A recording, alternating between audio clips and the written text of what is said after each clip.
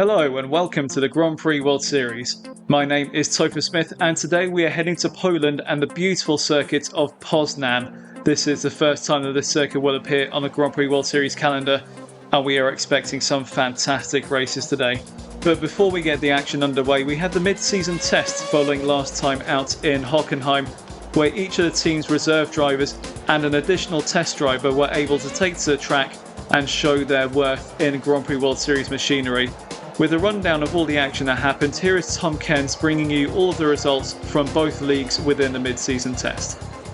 The Hockenheim Grand Prix may have been done and dusted, but the 26 teams in the Grand Prix World Series were still keen to find the next talent to be in line for a potential race seat. Beginning with League 2, Le Mans winner Nicholas Nielsen was quickest ahead of Rinus VK, with Kyffin Simpson and Victor Martin ensuring that Lancia and Jaguar locked out the top 4 positions. Ritomo Miata, who has not raced since Rockingham earlier this season, was a respectable 5th in the Mazda. Leah Block was a Super 8th behind Stingray Rob and Joshua Dirksen. Pietro Fittipaldi's Pacific and Ricky Taylor's Chip Ganassi rounded out the top 10. Taylor Barnard in the Ducati produced a decent enough time to land him in P11, while two-time Grand Prix World Series race starter Hayley Deegan continued to impress in the Ford to 14th, clipping teammate Chloe Chambers in the process. Biskovica, who is set for her race debut in the championship in Poznan, sandwiched herself in between the two Kubrick heroes of Dan Ticktum and Sergio Sette Camara in 17th position. F1 Academy champion Abby Pullen edged out the 2 stack speeds of Valentin Hasser-Klott and Benjamin Pedersen to P19. The rest of the League 2 field was rounded off by Richard Verschoor, Jess Hawkins, Alex Brundle and Zhou Guanyu, who had set identical times with last placeman Kukunishin Ota. The front of the League 1 field was just as close. Robert Wickens, who hasn't raced in the Grand Prix Series for more than 3 seasons, found himself quickest of all 52 competitors in the test, with a time of 1 minute 26.401 seconds. Luke Browning and Matt Campbell's performances in the HRTs that had languished them in 2nd and 3rd could give team manager John Munro a headache on his driver choices in the forthcoming future. 2021 NASCAR Cup Series champion Kyle Larson gives Onyx team boss Ryan Ferris something to smile about in 4th position, in front of League 2 Buenos Aires Grand Prix winner in Season 2 Yuri Vips, and former Von Mattel driver Felipe Nasr. Elfyn Evans got the backing of his Welsh supporters, none other than Von Mattel team manager Ewan Gale, on his way to P9 ahead of Andretti's Mart Garcia. Reigning British Touring Car champion Jake Hill was a promising 11th in the Prost, narrowing out Tomac Inagiri's Prema and teammate Marco Wittmann. Kerry Schreiner shone in the Andretti on her way to 16th ahead of the 2 Minardis of Leo Fornaroli and Gabriele Mini. Robert Schwartzman, still waiting for his chance to showcase his talent in the Grand Prix Series, had to settle for 19th place, ahead of Jack Aiken, Alex Dunn and Joseph Loke. Tina Hausman, who will be in one of the Simtek seats for the rest of the season, was over 1.2 seconds off the fastest time in P23. Taki Inoue and Charlotte Nissani's futures in the Grand Prix Series are very much in doubt. Inoue was 2.9 seconds off the pace, while Nissani's time that is another quarter of a second off has not convinced BAR boss Will Knight to keep him on board in any capacity. Thank you very much, Tom. We can now get on with the action here in Poznan and get these races underway. As ever, we're going to start off with League 2. Let's have a quick look at the drivers and team standings heading into today. And it is Shane van Gisbergen at the top of League 2, 107 points for the New Zealander, with his fellow Kiwi Earl Bamber second in the championship, 7 points behind on around 100. Marcus Ericsson third in the Lola on 89 ahead of Joseph Newgarden on 80. Nick Tandy putting together a very good season to be 5th in the championship on 72 points. Julian Anlauer also puts in together a great season. He picked up his first podium last time out in Hockenheim and is now 6th in the championship on 60 points. Mitch Evans 7th on 51 in the second Ducati ahead of Yeye Fay, Jamie Chadwick and Sergio Sette Camara. Now we do have some news to bring you regarding Mitch Evans and Jamie Chadwick. We will get onto that in just a moment, but first let's take a quick look at the team standings. Jaguar building up a bit of a cushion at the moment on 180 points. Mike Smith very happy with the consistent season that his drivers are putting together so far. Ducati second on 157, ahead of Lola on 131. Kubrikiro slowly but surely closing in on that top 3 battle with some impressive performances in recent races. 117 points for Ed Hunter's team, and he's looking to steal away promotion if he can.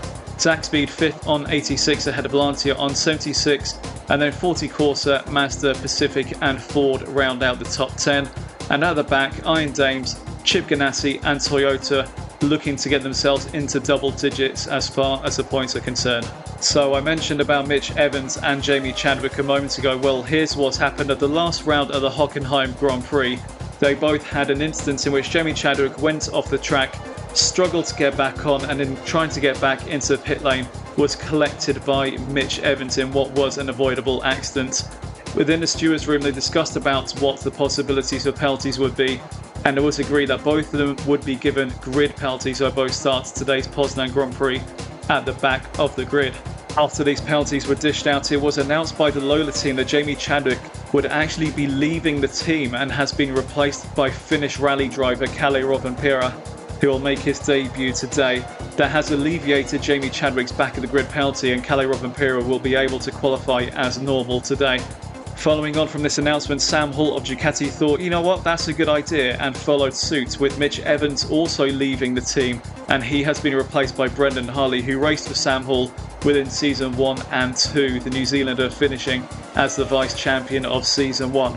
And then following on from that, Marcus Johansson of Lola saw an opportunity to take Mitch Evans on board, and he has joined Lola as the reserve driver. Evans will still have to serve that back of the grid penalty should he have to deputise for either Kalle Rovanperä or Marcus Ericsson at any point this season. But that is how it happened. A bit of a driver swap saga there between the Lola and Ducati teams. And at the end of it all, we can confirm that Kalle Rovanperä will make his debut today in place of Jamie Chadwick at the Lola team. And Brendan Harley makes his return to the grid, having been dropped by Pacific at the end of the season, taking Mitch Evans' seat at Ducati. And he'll be looking to make an immediate impact, the Season 1 vice champion, wanting to show that he still belongs in this championship. A couple of other more straightforward driver changes to make note of. At the Zach Speed team, Johnny Adam has been brought in to replace Paul Aron, who has been underperforming in comparison to his teammate Julian Anlauer, and Johnny Adam wanting to make an impression today to get that seat for the rest of the season. And over at Iron Danes, Beitske Visser impressed at the mid-season test, and Jake Santon has given her a race seat for the next few races at least, in place of Miki Koyama, who drops out of the team altogether. And with those driver changes now out of the way, we know full well what's going on. Let's take a look at the qualifying results and see who qualified where. And it is Kalle Rovanperä who has put it on pole position at his first attempt. He is the first driver to take pole at his first attempt since Gary Paffett did it at the Fuji Grand Prix in Season 3. Gary Paffett didn't go on to win that race. Can Kalle Rovanperä do just that? We shall have to wait and see.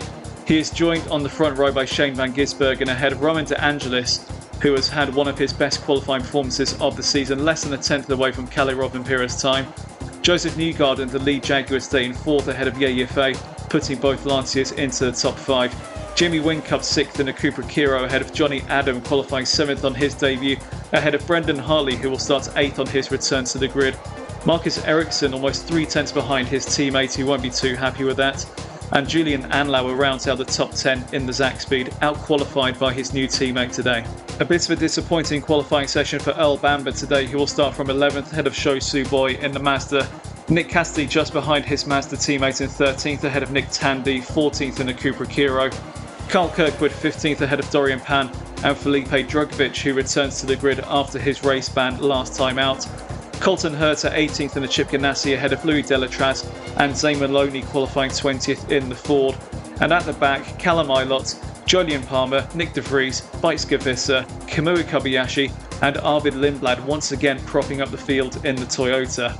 Well, we are set for a highly interesting League 2 Poznan Grand Prix today. Can Kalle Rovanperä convert his maiden pole position into his maiden victory at the first time of asking? There's only one way to find out, and that's by handing over to our regular commentator Tom Cairns, ready and waiting in the box to get this one underway. So Tom, over to you. A newcomer on pole position, Kalle Rovanperä, the 2-time World Rally Champion. Can he get Lola back on track and push for promotion to League One. The 5 red lights are coming on now. Lights on. Lights off. It's go in Poznan. A good getaway from the debutant, but not as good as Van Gisbergen, who's ahead before they get to turn number 1. So Shane Van Gisbergen, who's won 3 of the last 4 races, is into the lead. By the time they get to turn number 1, he's ahead of Rovanperä. Joseph Newgarden in 3rd place, up 1 position. Now 2nd as he's got through on Rovanperä over at turn number 4. So Van Gisbergen leads, Newgarden 2nd, it's Rovanperä, Jamie Whincup is 4th, then it's Johnny Adam, who on debut in 5th place, and it's Julian Anlauer, Brendan Hartley, Yofi, Roman DeAngelis and Marcus Ericsson inside the top 10. A superstar from Shane Van Gisbergen, who's going to lead the field towards sector number 2. And it's a superstar from the Ducati man, the championship leader.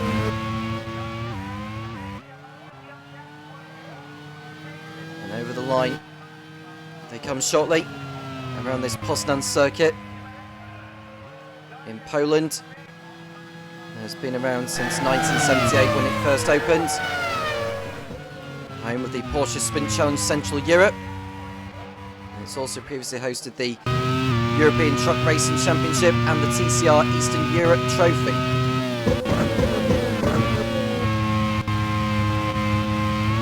There we see the man, 3 times the race winner of the season, Louis Delachas in the pits already at the end of lap 1 in the 40. Let's see what happened to him. He's worked down the order. He's got a lot of work to do from there.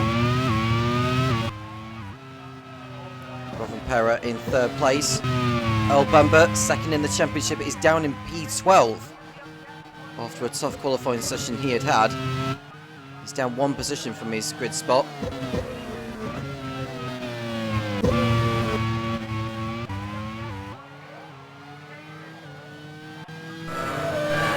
Rovanperä, who is in place of the departed Jamie Chadwick after what had been going on at Hockenheim, where she spun out via her own accord before coming together with Mitch Evans at pit entry. And there we see Yofi tussling with the sack speed of Julian Anlauer, and we're looking further up ahead, and that's Callum Rovanperä going through on Joseph Newgarden for 2nd place. That's over at turn 1, and he's back into 2nd position. Can he go after Shane Van Gisbergen and be back into the lead in no time at all? Yofi on the attack on Anlauer, and he is through also. That is also at turn number 3. Turn 4, just gone through now. Right on board with Shane Van Gisbergen.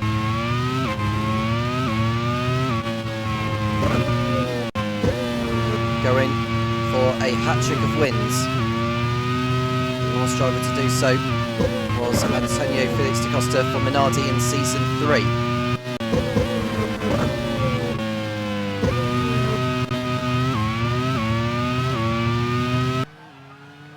We see Newgarden. He's got Jamie Whincup for company, who had a stellar drive on his return to the championship. Anlauer in 8th position, Marcus Ericsson for company. Both ahead of Roman DeAngelis. I think DeAngelis is going to lose another position to Nick Cassidy at turn 1. And there we see Jamie Whincup in the Cooper Kiro on the tail of Newgarden. Julian Palmer is in. Pace for Pacific at the end of lap number 3. Presumably with some form of technical issue.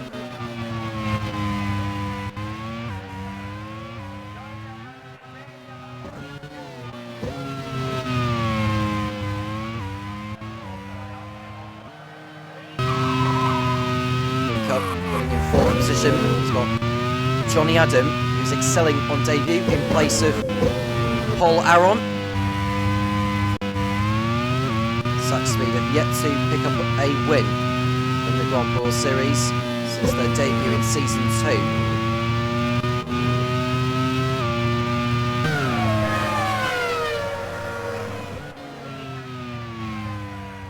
Anlo got his first podium last summer at Hockenheim.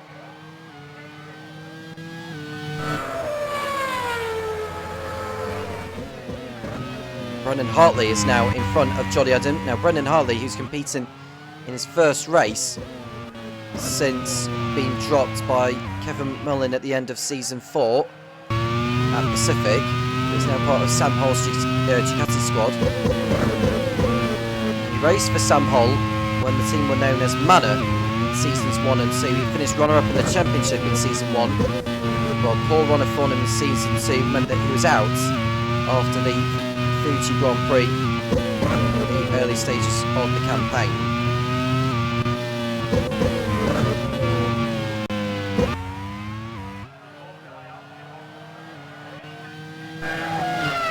Gisbergen continuing to lead. There's Rovanperä in second place as they power down the pit straight. And watch for Jamie Whincup pulling out the slipstream on Joseph Newgarden. No way through just yet for the Australian. And sooner rather than later he's going to have Brendan Hartley for company.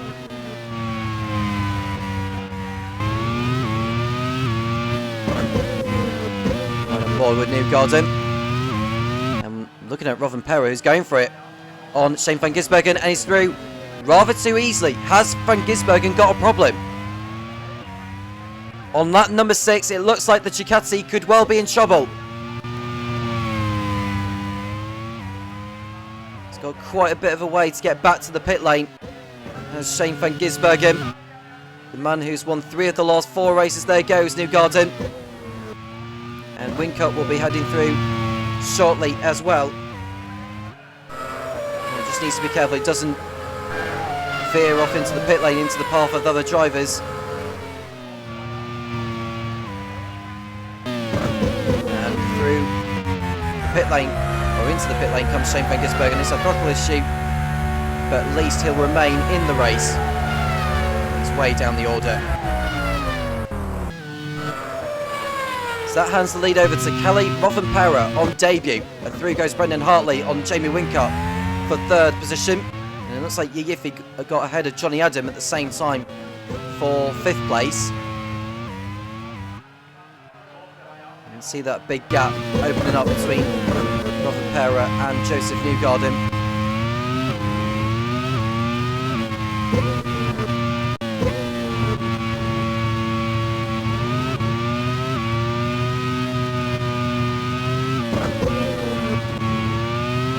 Last driver to have won on debut in the Grand Prix World Series.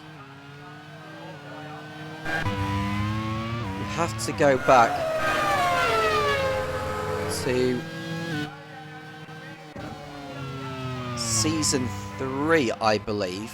It might be season 2, think of it. And that would be when Helio Castroneves won in his first 2 appearances. And we've just seen an overtake from what looks like Kyle Kirkwood on Earl Bamber for 12th place. And then we see the Mazda of Nick Cassidy going through on Roman DeAngelis.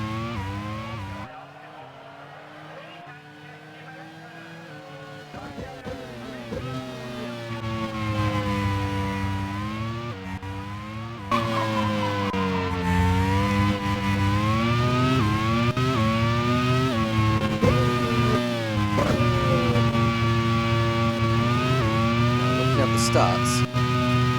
Callum Ilott won on debut at the beginning of season 2, but the most recent one will have been Helio Castroneves, who won on debut in rounds 7 and 8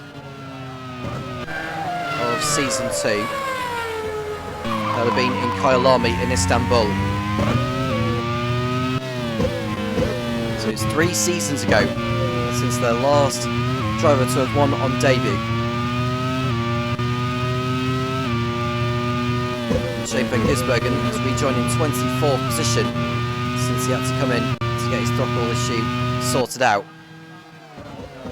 It would be a miracle for him to come back and win this race.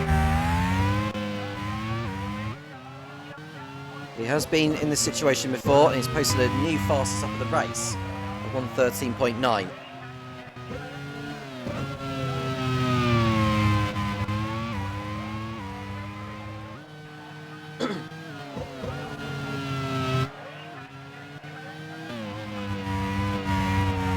So Maloney in 18th position in the Ford.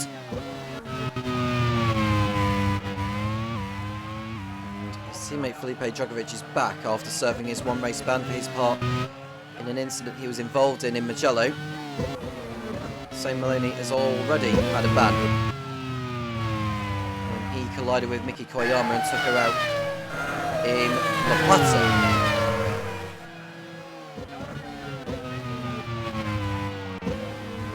All 26 drivers are still running in this League 2 Poznan Grand Prix, hosting its first event in the Grand Prix World Series. We've seen a lot of entertainment so far. We're only on lap 10. Ericsson going past Roman DeAngelis for 9th position. Nick Cassidy is the next driver ahead.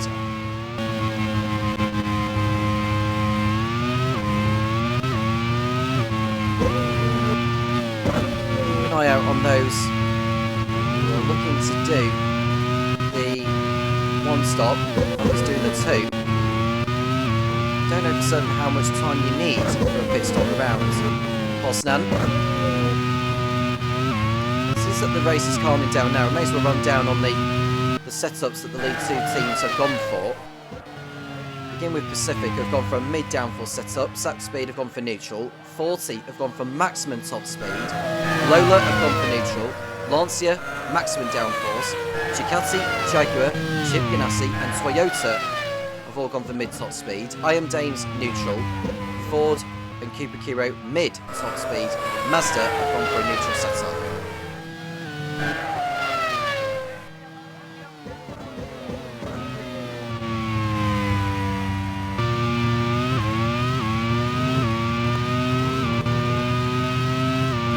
Seems to be a good day for the debutants or returning drivers.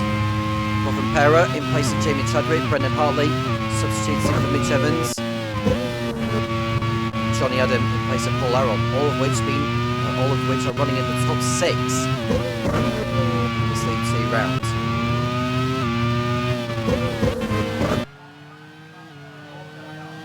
Kelly Robin Pera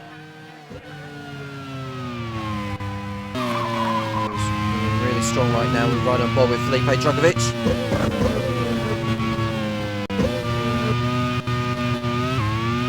Gisbergen will slowly but surely be coming up to Callum Ilott. He's now just 3 seconds off him.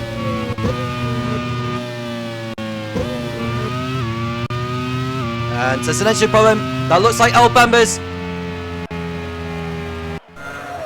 Engine going belly up.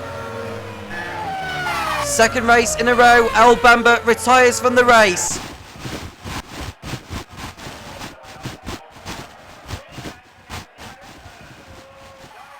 A horrible dent to his championship hopes.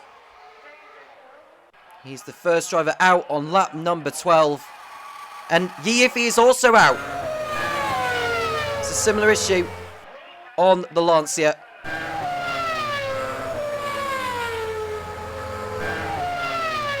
So that's one car gone for Chris Cavaney and one car gone for Mike Smith.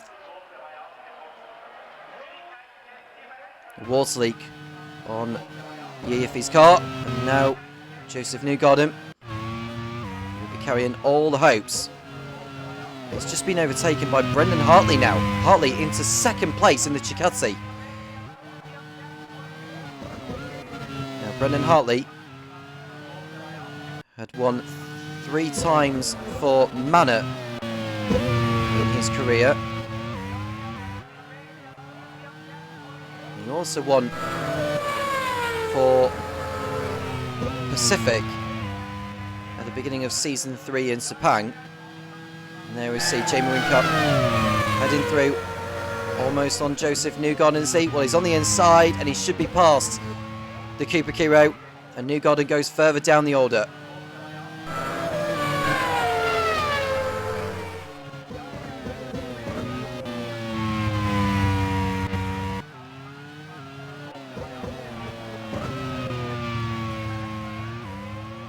Lola, who haven't won since Marcus Ericsson in the League 2 Indianapolis Grand Prix. And Shane van Gisbergen's just got through on Kalmala, and now he's past Arvid Lindblad for 20th position. The next man ahead is Nick de Vries.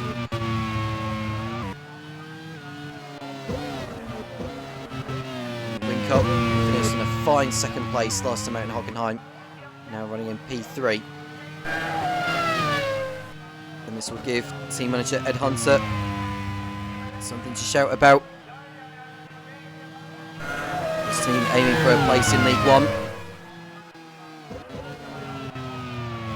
Old Bamba's retirement has opened things up in the team's championship, with Ducati not having the best race so far, but Brendan Hartley up in second place. Lola coming alive in this, as our Cooper Kiro with Jamie Winkup in third place. His teammate Nick Tandy is running in 9th place, so both Cooper Kiros inside the top 10. The top 3 teams at the end of the season will go up to League 1. The bottom 3 teams in League 1 will go down to League 2. Jaguar, Ducati and Lola occupy the top 3 positions. And there's a car up in smoke. It's Arvid Lindblad in the Toyota. It's been a tough season for Michael Gillespie again. He cannot catch a break in the Grand Prix World Series.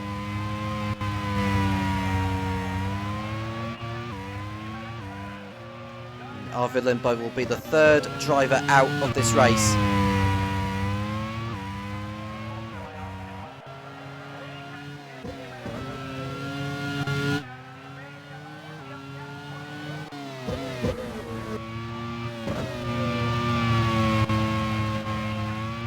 Does he get back to the pits?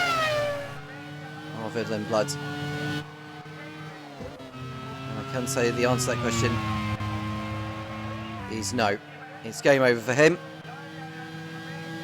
He will be pulling to the side in a moment.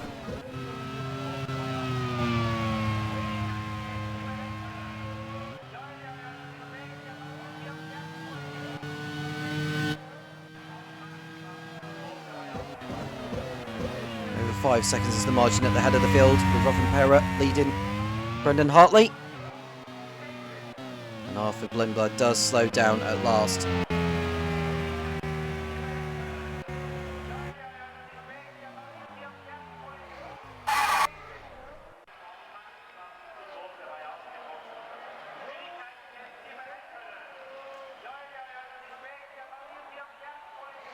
Retirement number 3. There's an engine problem that's forced Lindblad out. We're already a quarter of the way through, and we're close to seeing pit stops. Bajska. There's another driver on debut, forgot to mention about her actually. It's in place of Miki Koyama. Teammate Dorian Pan is running in P12, running strongly again.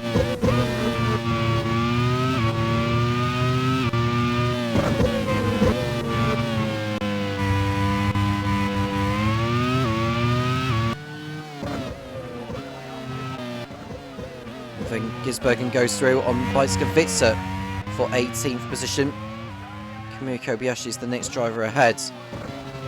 Most experienced driver in the Grand Prix World Series. That's out from the championship leader. We've got our first scheduled pit stop of the race, and Jamie Winkup is in, as is Julian Anlower.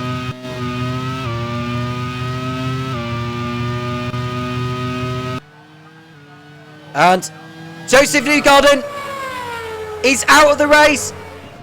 The car is up in smoke, and no points are going to be coming in the way of Jaguar, it seems. Or the engine has stopped blowing up, but it's gone up again now. It's game over for Newgarden. There's no way he'll get that back. It keeps going up, and then not, which is rather unusual. And needs to watch his toes. He's got Nick Cassidy closing in behind. What a missable race for Mike Smith. And this will be the first double retirement in Jaguars Grand Prix World Series history.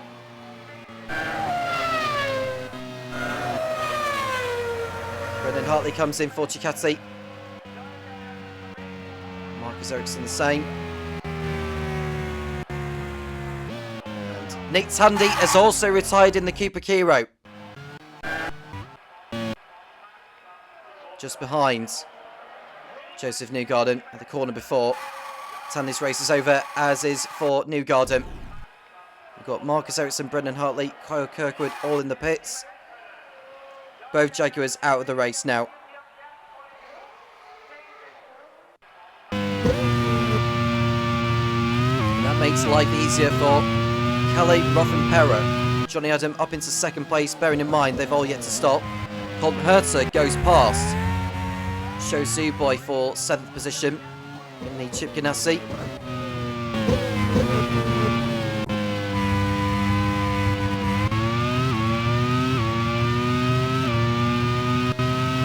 Shane van Gisbergen has made it back up into 10th place through all the pit stops. He's got by Kamui Kobayashi. The next driver will be aiming to pass is Zane Maloney.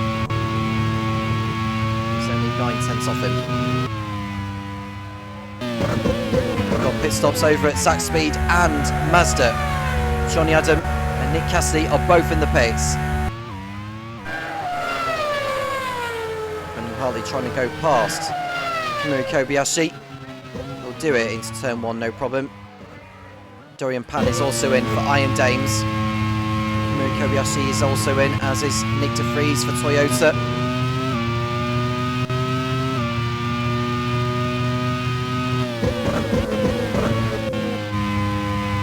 Gisbergen on the tail of Zane Maloney, was looking at Felipe Dragovic, who's running in P3.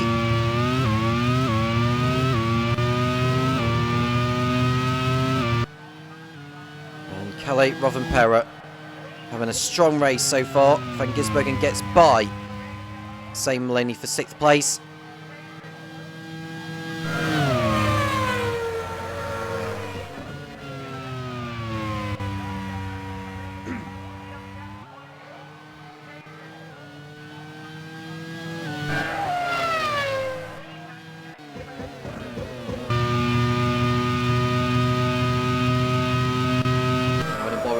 Just very briefly, there we see Shane van Gisbergen.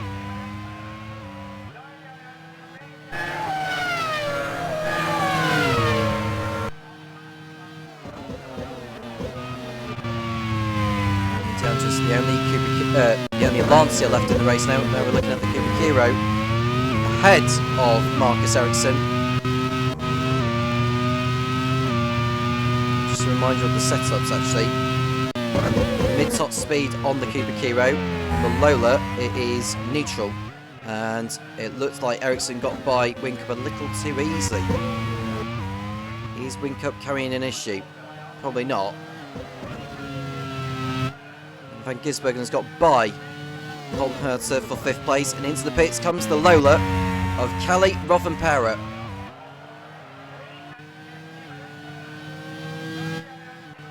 What does Roman DeAngelis decide to do? He stays out for another lap, so he has a chance to lead the Grand Prix World Series race. And there goes Van Gisbergen on Sho Suboy. And into the pits comes Felipe Dragovic, as does Van Gisbergen, is in for his first scheduled stop.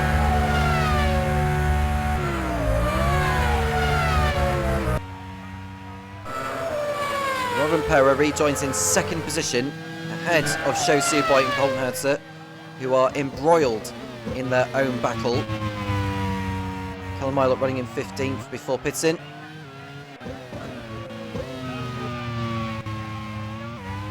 Five drivers out of the race so far. Joseph Newgarden, Nick Tandy,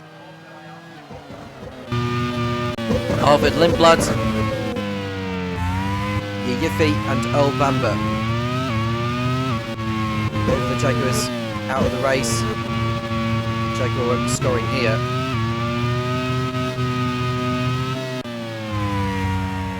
Kelly Rovanperä rejoined in second position. You probably need around about, at the very minimum, 28-29 seconds for a pit stop.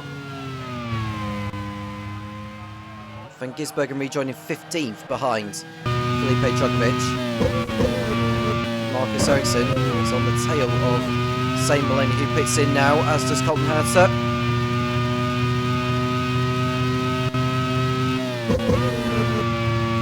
And Johnny Adam is going side by side with Whincup, and he's through on Whincup.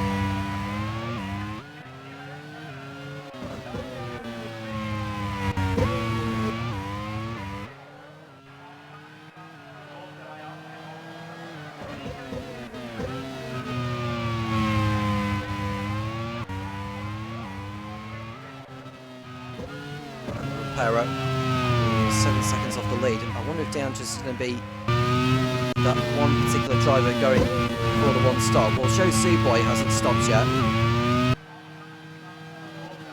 Hertz gets overtaken by Nick de Vries for 16th place. DeAndres completes another lap. Brendan Hartley is on the inside of Sho Suboy, but he's not able to make the move stick. Maybe on different strategies, but this is still battle for position.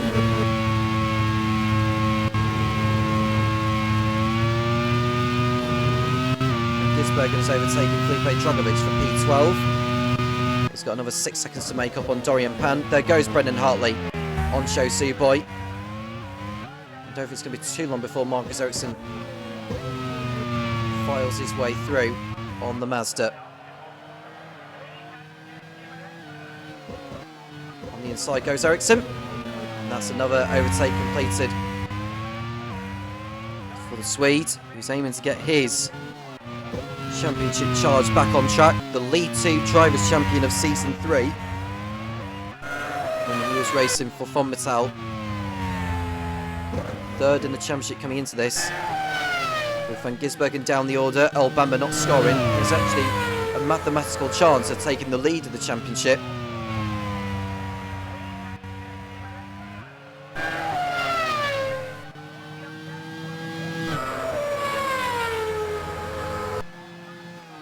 And Hartley running in third place, we've seen an overtake. I think that was Johnny Adam on Sho Suboy.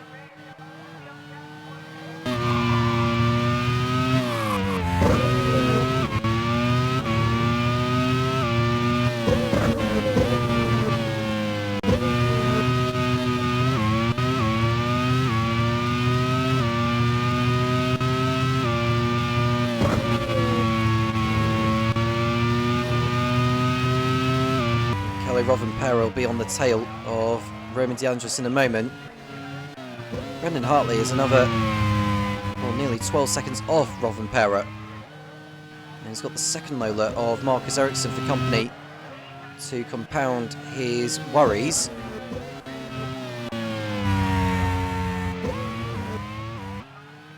Over the line, DeAndres is now only 1.7 clear of Rovanperä. At Sho Suboy under attack from Jamie Whincup for P6. Whincup pulls out the slipstream on the pit straight. And it's enough for Cubic Hero pilot to head through.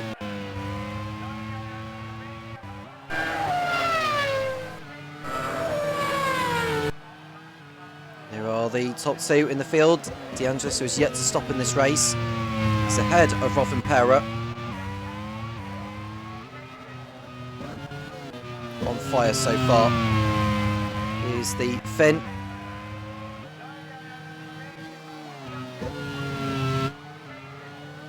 "24 years old,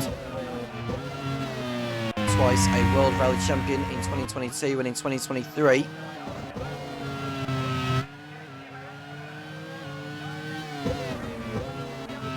DeAndres and Rovanperä head over the line, and DeAndres is actually in for what should be his only stop of the race at the end of that 25.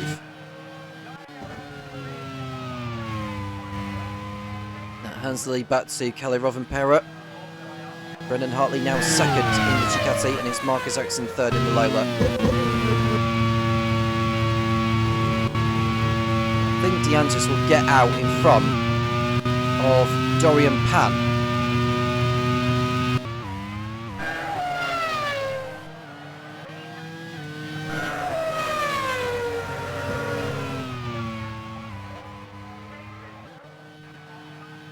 Is he ahead of Dorian Pan? He is, he's Roman DeAngelis. He's ahead of Pan and Van Gisbergen.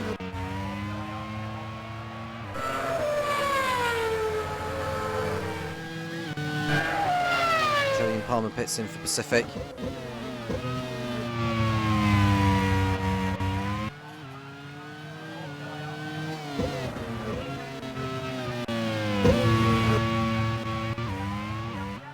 Hartley and Ericsson.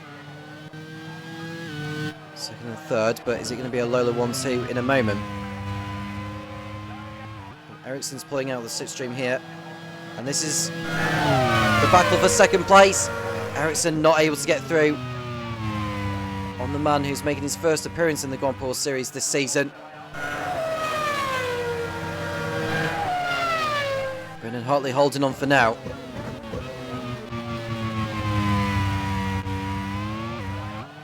Shane Van Gisbergen is less than 1.5 seconds off Dorian Pan.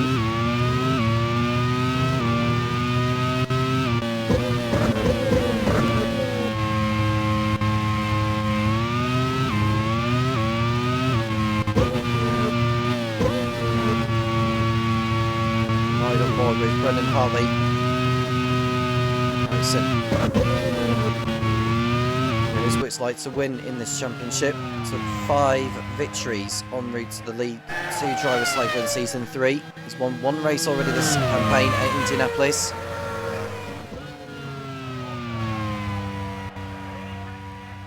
Only Antonio Felix da Costa and Scott Dixon have won more races than him. He's thinking about an overtake, but still no way through for the second and third place drivers. They are coming up to the Pacific of Julian Palmer to lap.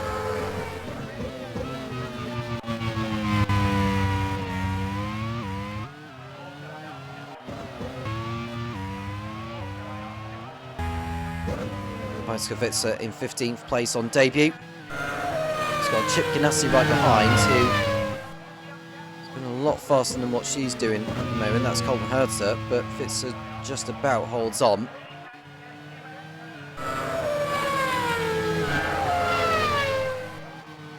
And through goes Herter on Witzer.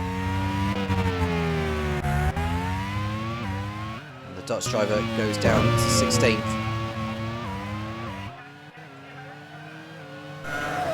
Johnny Adam behind Hartley and Ericsson. These two continuing to really go at it. Ericsson's closer this time, I think. Marcus Ericsson on the inside of Brendan Hartley into turn number 1. And second place goes to the Swede. It's a Lola 1-2. Marcus Ericsson through into second place ahead of the Ducati. And that move was coming all along.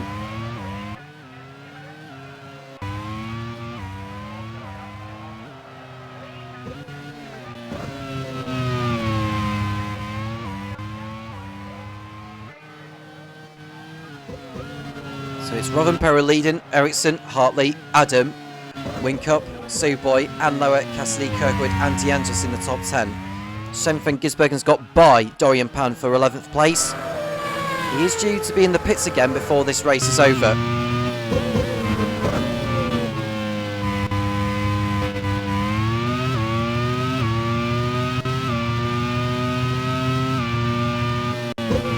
Van Gisbergen is coming up behind Julian Palmer to lap.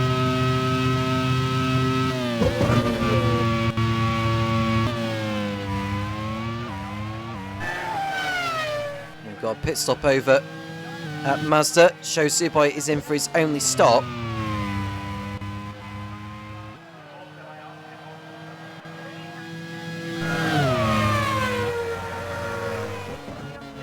Ran as high as 6th in the field before pitting in.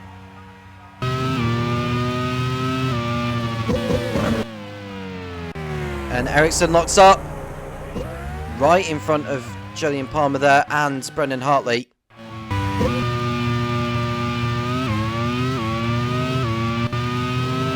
No harm done on the Lola. Continues on his way, but that won't do tyres any good whatsoever.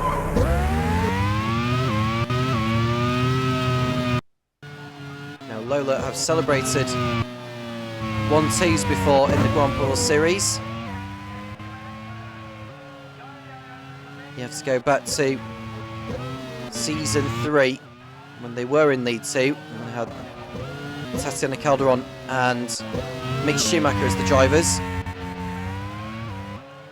They've got 2 1-2 finishes that campaign, one in Hockenheim where Mick Schumacher had won, and then the following race in Pannonia in Hungary, Calderon had won ahead of Schumacher.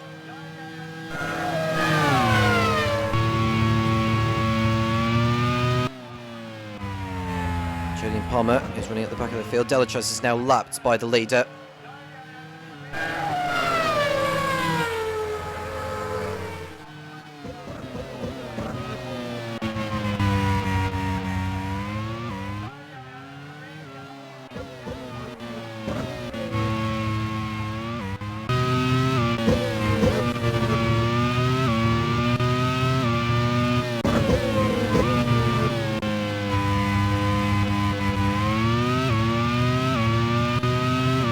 Power's lead is over 14 seconds on Ericsson.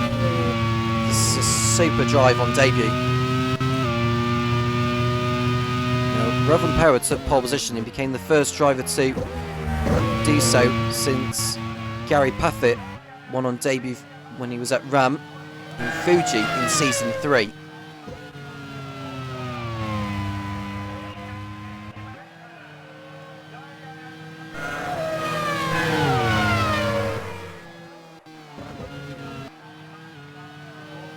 Ericsson, as it stands, if he was to remain in that position, he would go level, well I say level on points. Van Gisbergen has the point for the fastest lap and he's running in 10th place, so Van Gisbergen will still be leading the Drivers' Championship. Ericsson will move up into 2nd place ahead of Earl Bamber.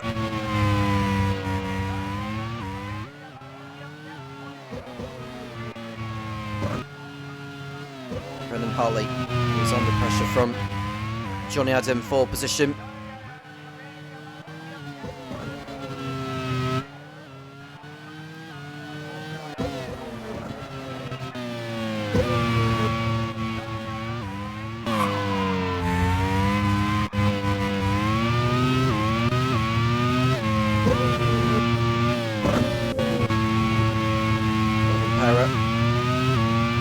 With 24 laps remaining here in Poznan.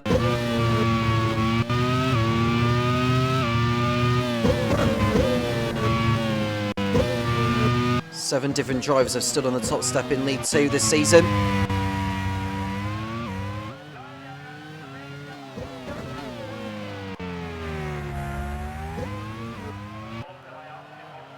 In League 1, 7 drivers have stood on the top step, so 14 different drivers have stood on the top step of the podium in the Grand Prix Series this season. And there's an overtake from Roman DeAngelis on Kyle Kirkwood.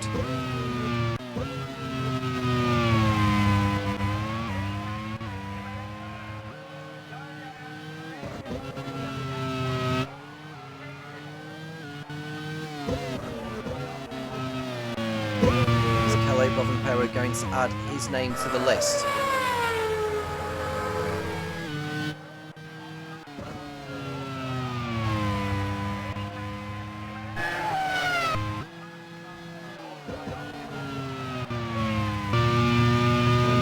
Cup. He's putting a lap on the Pacific on the pit straight.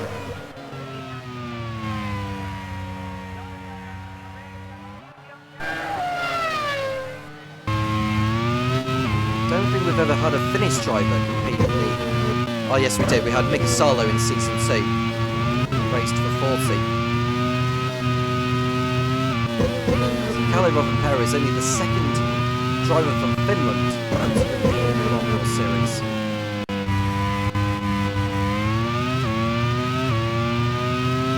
First Finnish driver to take pole. He's on course to make it a podium and a win, most likely, unless mechanical gremlins really deprive him here.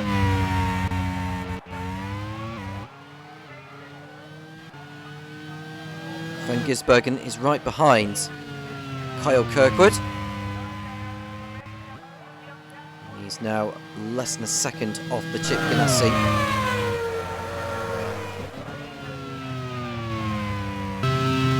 Kyle Kirkwood, who has yet to score this season for Chip Ganassi. Johnny Adam comes in for his second pit stop of the race from 4th place.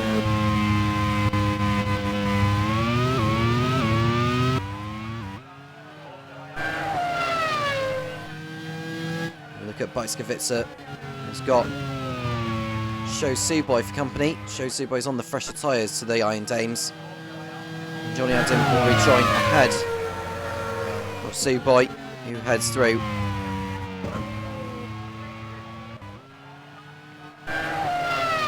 Adam rejoins in 13th place behind Zane Maloney.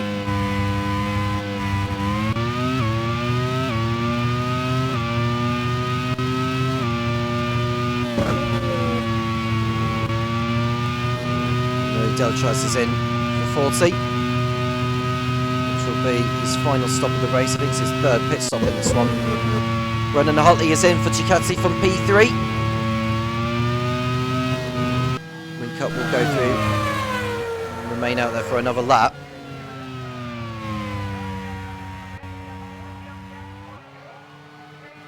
DeAngelis will go through, Kirkwood and Van Gisbergen will go through. Dorian Pan will go through.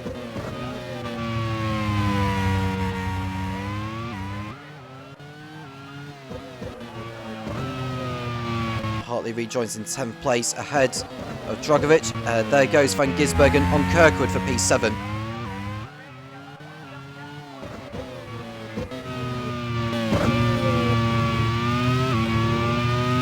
And right on board with Marcus Ericsson in 2nd place. And we've got a pit stop at Lola for the race leader, Kalle Rovanperä. Ericsson will take over the lead of the race for now. 1-2 finishes on the cards for Marcus Johansson's squad. And Jamie Whincup is coming round to go through into 2nd place.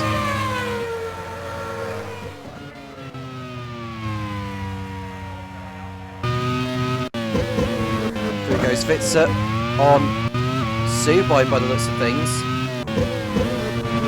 Don't know what's happened to Sho Suboi. Oh, the car's on fire.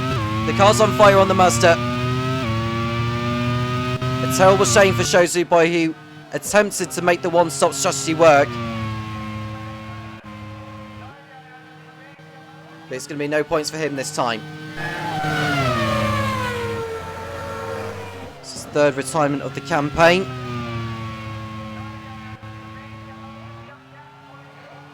Or make that 4. If you're to include Aruba when he pulled out with only a few laps to go. He just needs to be careful he doesn't trip up anyone as he pulls off the circuit. No points for him. Marcus Ericsson comes in for his final stop from the lead.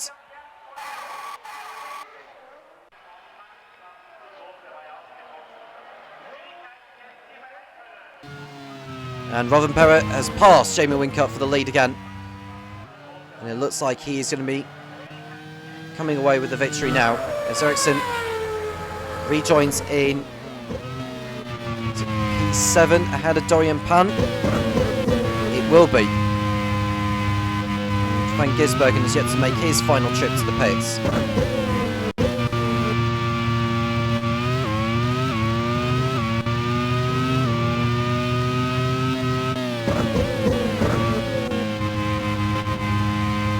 Now, Roman DeAngelis, who is on the 1-stop, will go into 2nd place once Whincup, Anlauer and Cassidy all pit in. But Ericsson will be on much better tyres compared to him, so I would say Ericsson's hopes of finishing 2nd place are very much high. Kelly Rovanpera will be attempting to go for the fastest lap. Does he get it this time around? He does not do so. And we've got a pit stop over at Saxby. Julian Anlower is in.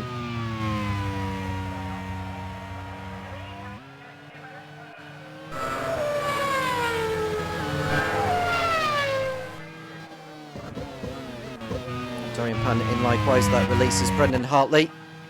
And Johnny Adam. He's going through on Felipe Dragovic in the Ford. It's been a solid debut for Johnny Adam.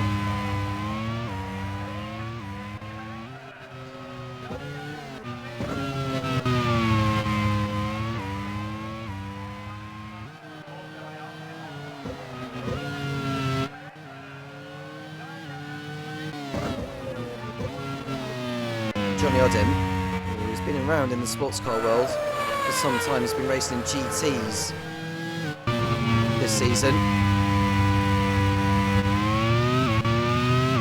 He's already won at Spa for the Blackthorn squad. Kyle Kirkwood overtakes Callum Ilott for 12th place. Sorry. Jamie Winkup and Nick Cassidy are both in from 2nd and 3rd places. So Frank Gisbergen is up into P3. He's less than 7/10 off Roman DeAngelis.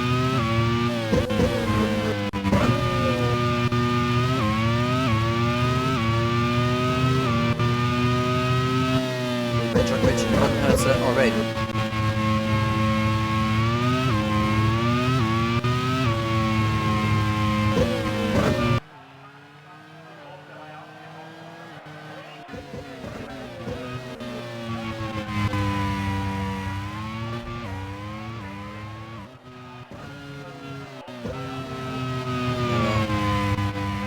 Second and third. We've got Ericsson is right behind Van Gisbergen here. He's aiming to go back through, but Van Gisbergen wants to dispose of DeAngelis.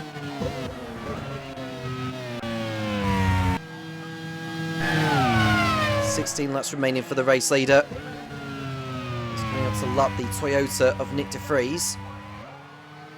Who will know all too well about that race-winning feeling. Van Gisbergen pits in for Ducati for his final stop. Should rejoin ahead of Kyle Kirkwood in what will be 9th position. Right on board with Marcus Ericsson.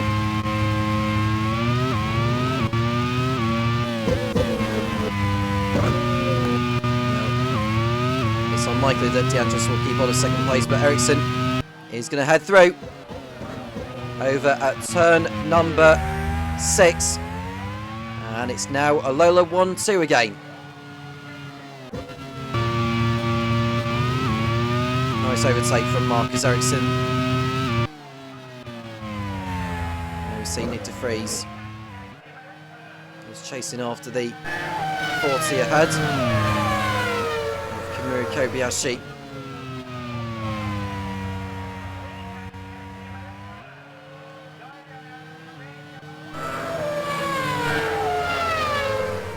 Too long before Para puts a lap on the Toyota Pilot. But this has been a super effort from the debutant.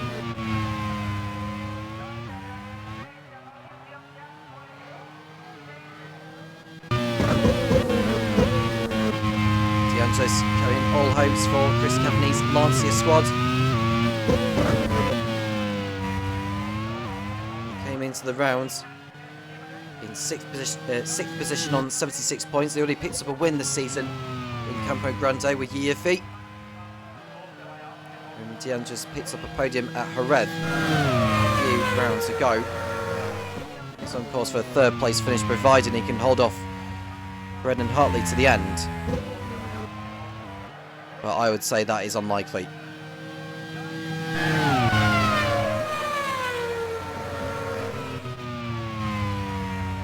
To the final quarter of the race. As it stands in the team's championship, we spoke about the drivers a little bit earlier on. Lola are on course for 44 championship points, which will move them on to 176. They'll just be 4 points off the leaders of Jaguar. And looking at Ducati's performance as well, with Hartley in 4th and Van Gisbergen in 9th. 14 championship points plus the 1 for Van Gisbergen's fastest lap would move them on to 172.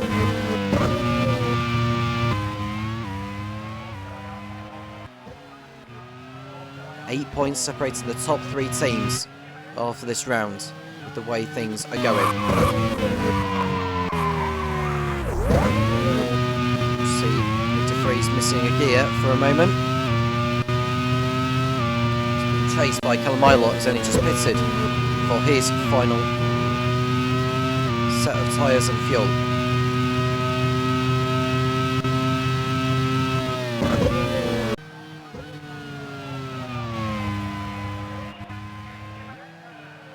Marcus Ericsson is closing the gap down slightly on Rovanperä, but only ever so slightly. There goes Louis Delatraz on Julian Palmer. That was too easy of an overtake from the 40. Pacific just simply don't have the pace at all.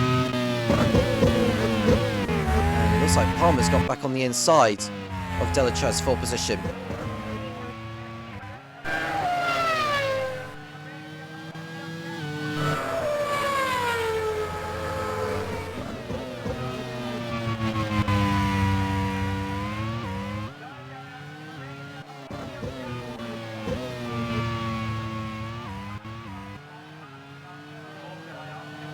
Rovanperä is continuing to lead out in front. Nick de Vries still fighting it out with the 40 ahead of Kamui Kobayashi. Shane Maloney running in 13th place behind Felipe Drogovic. Ford are not on course to score points, but one driver who's on course for his first point of the campaign is Kyle Kirkwood in P10.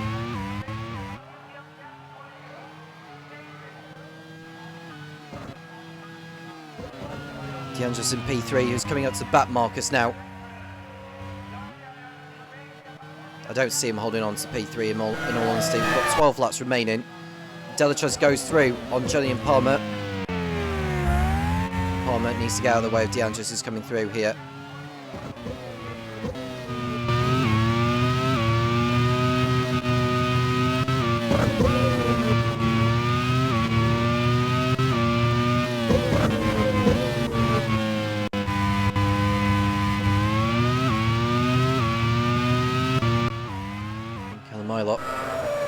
Still in that three-way tussle with him, Kobayashi and de Vries.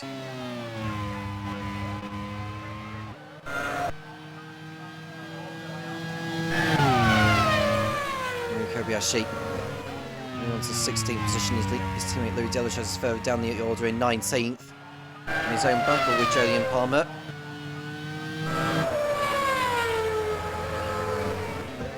Just 6 retirements in this race. Sho Suboi, Joseph Newgarden, Nick Tandy, Alfred Lindblad, Yifi and Earl Bamber.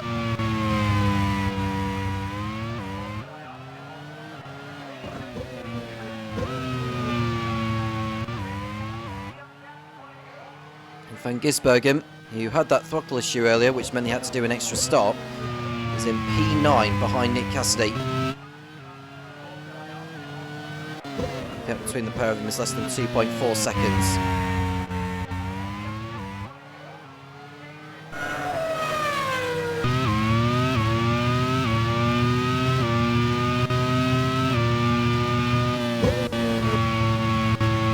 Ilott moves into the slipstream of Kamui Kobayashi. Is this the chance for the Pacific to go through? He may be in the slipstream, but he's not able to get alongside and head through. And through goes Brendan Hartley on Roman DeAngelis. That's over at the last corner. And Hartley is on course for a podium on his return.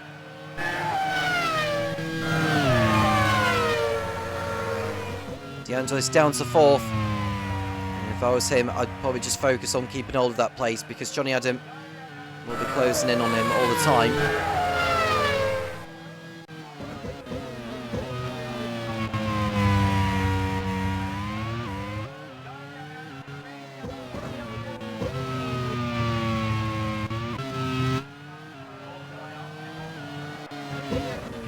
Rovanperä He's heading up behind Biskavitsa. Vitsa's on course to finish on debut, which is good to see. Teammate Dorian Pan is just outside the points in 11th place.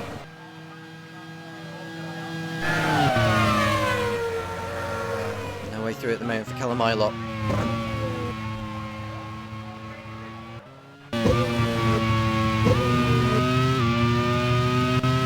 Van Gisbergen is 1.1 seconds off Nick Cassidy. I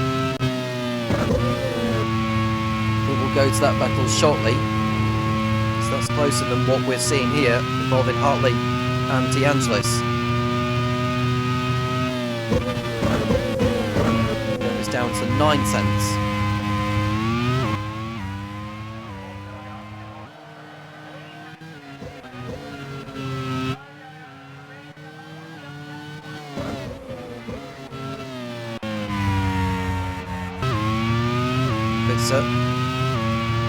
Is now lapped by the Lola.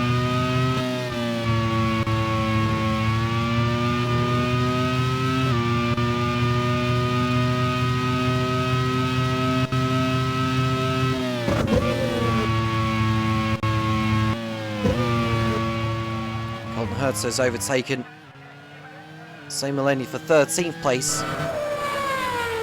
Outside the points paying positions. Same Mullany will be the next driver to be lapped by the race leader. There goes Nick de Vries on both Kalamailot and Kamui Kobayashi, and that's a superb double overtake from the Toyota. Really good stuff from Nick de Vries. It may only be for 16th place, but that was sensational.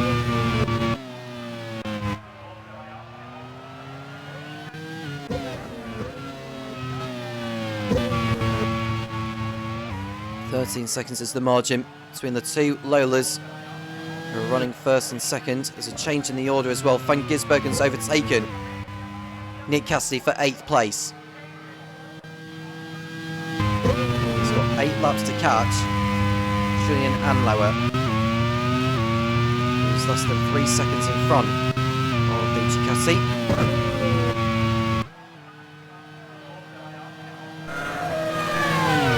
Kalamailot again.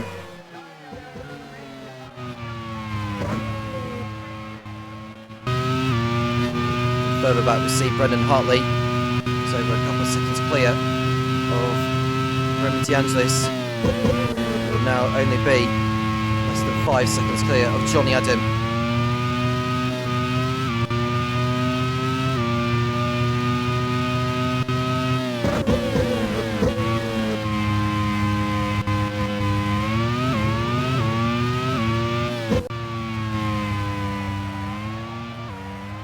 In P2. There's the 40 in the Pacific ahead.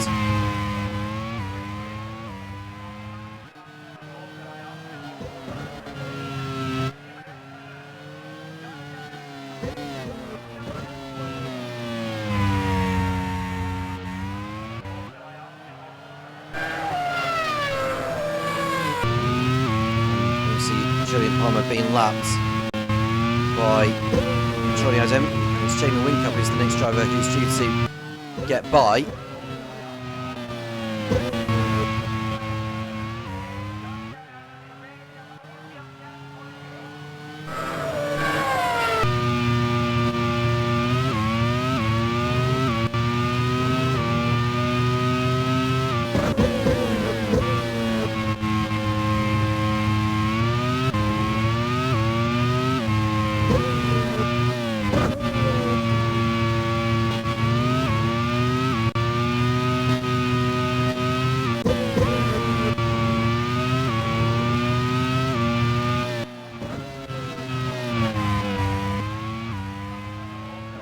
See Ericsson going through on the Pacific.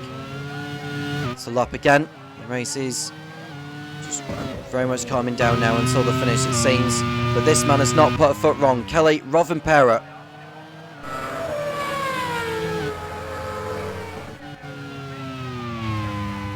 And it's going to be a 1-2 finish for Marcus Johansson's team.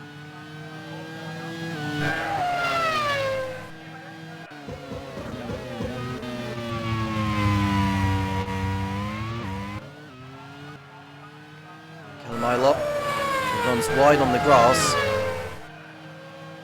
He's doing his best to keep up with Kamui Kobayashi.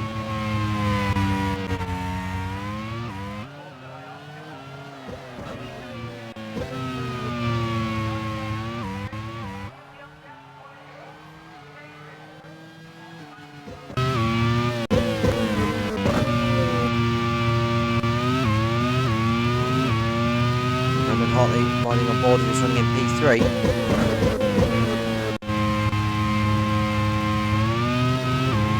It's 1 second the margin between Anloa and Van Gisbergen.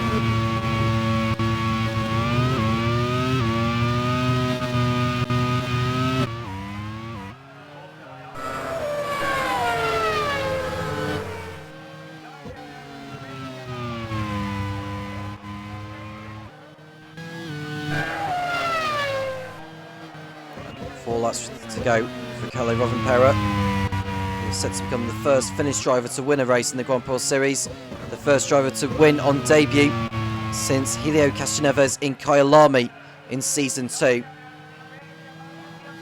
There are a couple more back markers who you'll get past. They are Shane Maloney and Colton Herter.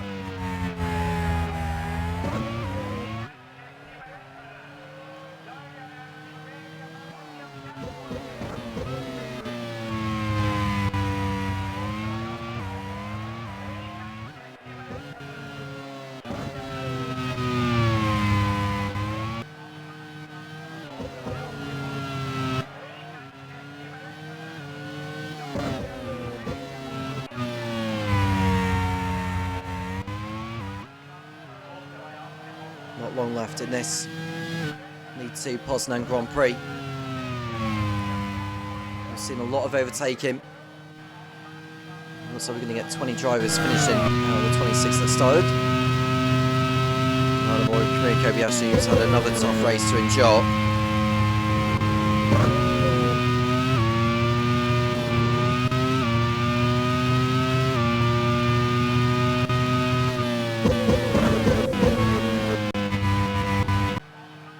See Julian though has got Van Gisbergen for company. And it looks like the Ducati is going to go through on the inside. Shane Van Gisbergen with 3 laps to go. Cannot find a way through on Anloa this time.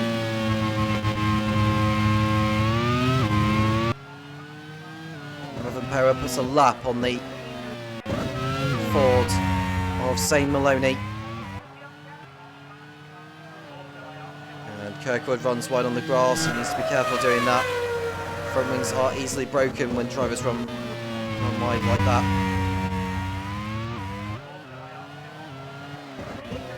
Van Gisbergen still within range to snatch 7th place off Julian Anloa. It's not going to be 3 wins in a row for the Kiwi.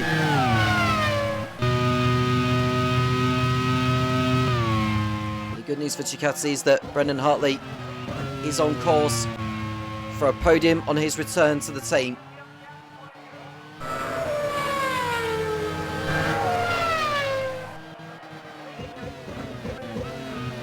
Penultimate lap for race leader Kalle Rovanperä. He hasn't got long left. The final lap is about to begin for the Finn. And Van Gisbergen overtakes Anloa for P7. He's done it at last. And that'll be as high as he'll go in this now.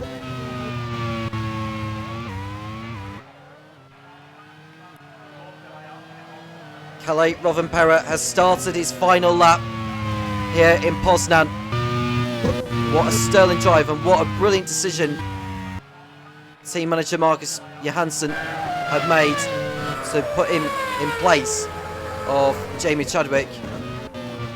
A fine drive, and this was the kind of move that needs to be done over at Lola. Not to take anything away from Jamie Chadwick, but if they're going to be serious about a return to League One, they need to put in a consistent run of performances. Kalle Rovanperä has come in, got on with the job, has made it look so easy. He's only got about 4 or 5 corners to go, and the checkered flag will be in sight for the 24-year-old. two-time World Rally Champion, is about to make history. One more corner to go for the Lola pilot before he powers down the start-finish straight. Kalle Rovanperä wins the League 2 Poznan Grand Prix. A sensational result for team manager Marcus Johansson, because Marcus Ericsson is going to come through to make it a 1-2 finish for the team. Second place for Marcus Ericsson, who moves up to second place in the championship. We've got a retirement on the last lap for Dorian Pan, who's going to drop down to 13th place. Brendan Hartley on his return to the Grand Prix World Series and to Sam Hall's team under the entity of Ducati gets a podium finish. Rowan De Angelis makes it 4th position for him and for Lancia. Jimmy Winkup with another fine drive to 5th. Johnny Adam on debut to 6th place. We've got Shane van Gisbergen in 7th, recovering of that throttle issue in the early stages. Julian Anlow at 8th, Nick Cassidy 9th, and it's the first point of the season for Kyle Kirkwood. Felipe Dragovic will be P11, Colton Herta 12th in the Chip Ganassi. Dorian Pan dropped out in the last lap, but he's classified in 13th position.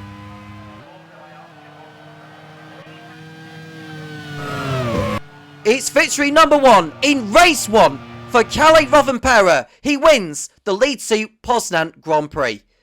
Marcus Ericsson second, running out a 1-2 finish for the team. Brendan Hartley in 3rd for Ducati, ahead of Roman De Angelis for Lancia. Jamie Winkup is 5th, ahead of Johnny Adam with a brilliant drive to 6th for Zach Speed. Shane van Gisbergen recovering to 7th, he stays in the lead of the championship, with Julian Lando 8th, Nick Cassidy 9th, and Kyle Kirkwood finally off the mark in 10th place. Felipe Dragovic in 11th, followed by Colton Herta. Dorian Pan dropped out on the last lap, but he's classified in 13th. Say Maloney, Bajskowitza, Nick De Vries, Kamui Kobayashi, Callum Aylott, Louis Delatrez and Julian Palmer were the rest of the drivers to finish the race. The 6 drivers that did not finish, they are Sho Suboy, Joseph Newgarden, Nick Tandy, Arvid Lindblad, Yiyifi and Earl Bamber. Kalle Rovanperä took the point for pole position, the point for the fast lap going in the way of Shane van Gisbergen. A remarkable result. The first driver to win on debut since Hiro Castroneves in Kyalami in Season 2. That name is the 24-year-old Finn, the 2-time World Rally Champion, Kalle Rovanperä. That has huge ramifications in the championship. It gives Loa a much better chance of sealing promotion to League 1, and they are now just within a few points, or 4 points rather, of Jaguar in the race for the League 2 Teams Championship.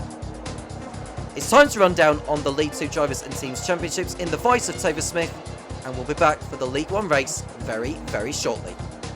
Well, he's only gone and done it. Kalle Rovanperä takes victory on debut. What a performance by the Finnish driver. Marcus Johansson will now be very happy with the driver change that he made and will feel vindicated from dropping Jamie Chadwick out of the team.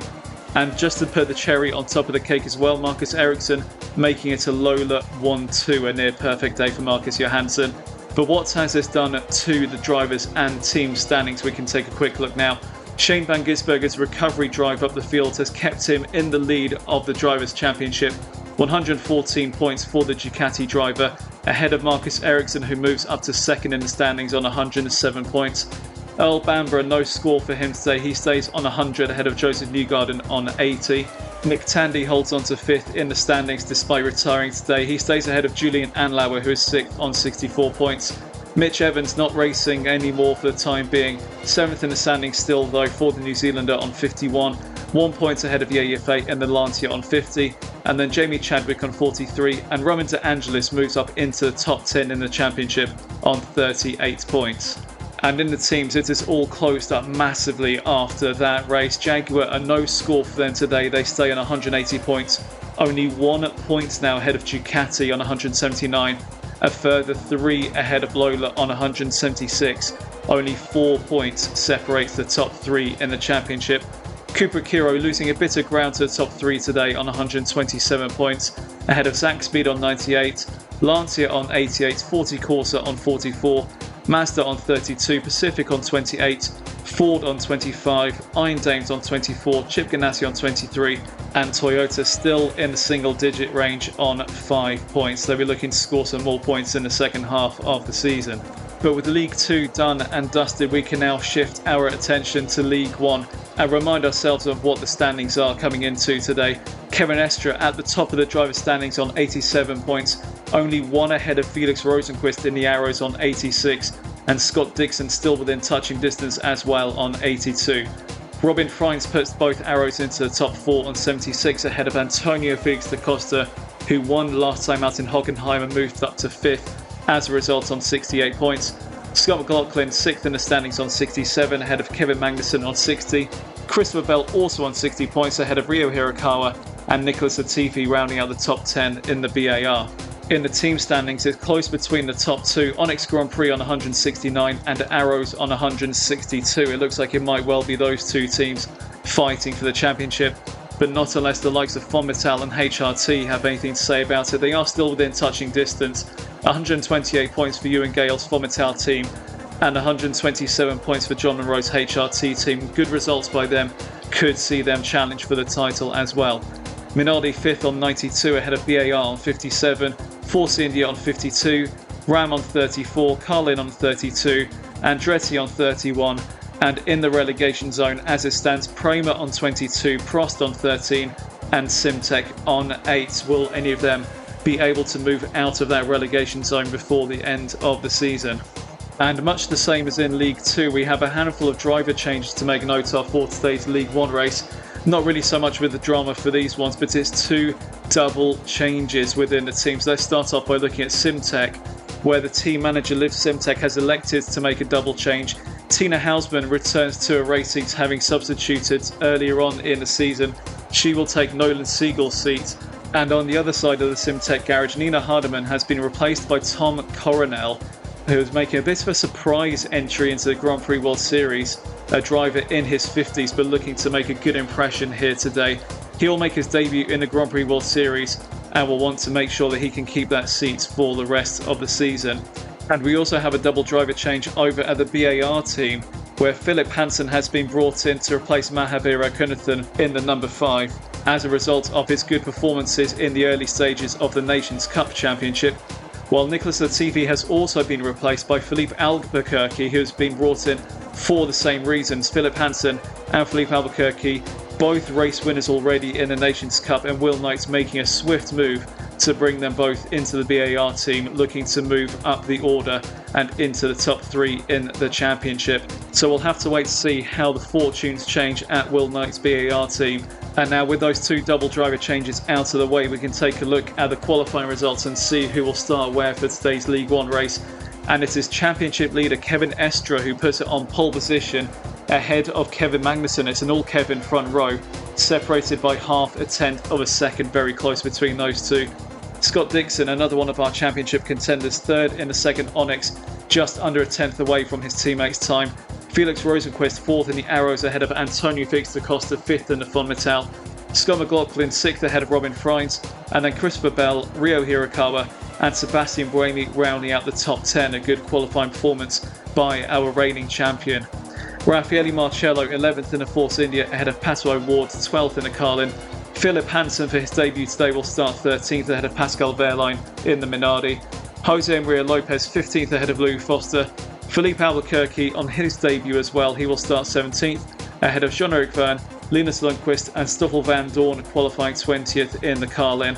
And at the back, Oliver Rowland, Jake Dennis, Alex Palou, Tina Hausman, Igor Fraga and Tom Coronel on his debut qualifying 2.7 seconds off the pace of Kevin Estre's pole time. Well, in the League 2 race we saw pole converted into victory by Kalle Rovanperä. Can Kevin Estre do the same and extend his lead in the Drivers' Championship? Let's get straight down to trackside for lights out and hand back to Tom Cairns in the commentary box. So Tom, back to you. Championship leader Kevin Estre on pole with Kevin Magnussen alongside this time as we await for the start of this League 1 Poznan Grand Prix. The 5 lights are coming on now. Lights are on. Lights off, it's go! And it's a brilliant start from Kevin Estre. Scott Dixon, his teammate, has got the jump on Kevin Magnussen. It's going to go to the inside of his teammate Kevin Estre for the lead, but Magnussen is fighting back. Magnussen on the outside of Kevin Estre, and he sweeps into the lead before they get to the kink. And whilst we've been watching what's been going on at the front, with Kevin Magnussen going round the outside. How on earth he did that, I do not know, but that was brilliant to watch. He's got by the two Onyxes. Felix Rosenquist has moved in front of Scott Dixon for third place, and the field filters their way through as they come round to turn number 3 of this track. And it's Magnussen who leads, it's Estra second, it's Dixon, who's about to be overtaken by Rosenquist for the moment, but I think he retains third place now, does Dixon. Rosenquist fourth, Acosta is fifth, and it's Frines, Kirikawa, Bell, Hansen, who on debut is in 9th, and it's Scott McLaughlin in 10th position. So Verling, who's down the order in 19th position, is just ahead of the Premier of Oliver Rowland, is behind the Andretti of Linus Lundqvist. Kevin Magnussen, the Dane who won the season opener in Aruba, needs this one. But how long will it be before Estra fights back? Dixon in his own squabble with Felix Rosenquist for third place. Rosenquist tucks behind, he's going through on the inside as Rosenquist, and that was neatly done. Stoffel van Dorn having to come into the pits for repairs in the Carlin.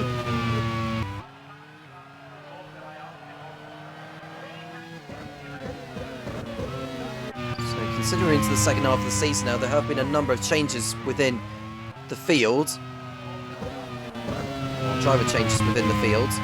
We've got Philip Hansen, who's in the BAR, in place. Well, I say both BAR drivers are replaced, Nicholas Latifi and Regunathan. Philip Hansen is in one of them. The other one taken up by Philip Albuquerque. And 2 changes over at Simtech with Tina Hausman and Tom Coronel in place of Nina Gaidman and Nolan Siegel.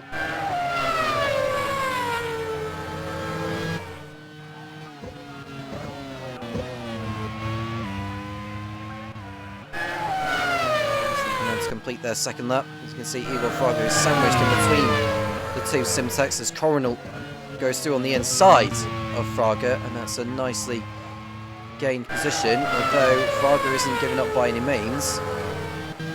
Simtech have been really poor this season with their pace and that, and they look destined for a place in League 2 next season.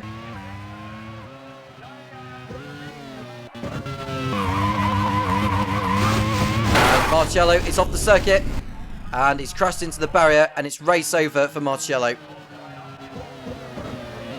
It looks like a throttle issue on the Force India has caused him to crash, and one of Ed Spencer's cars are out. One of Ed Spencer's cars is out.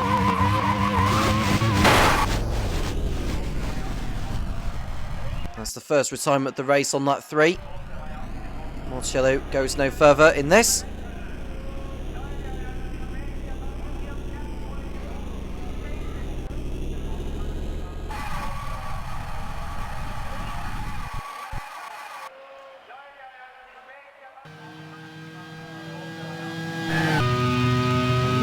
Look to see Antonio Felix Costa going through on Felix Rosenquist on the inside for 4th place. And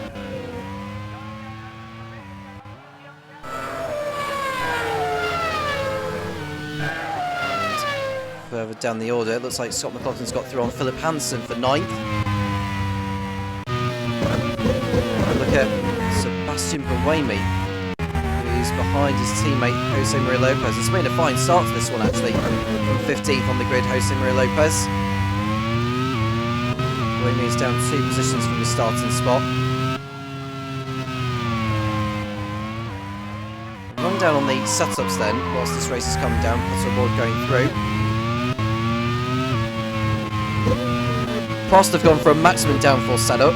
It's HRT and BAR with neutral, Arrows mid downforce, Force India and Minardi neutral, Simtech mid top speed, Onyx and Fomitel mid downforce, Carlin and Premier neutral, and Tretti and Ram have both gone for mid top speed.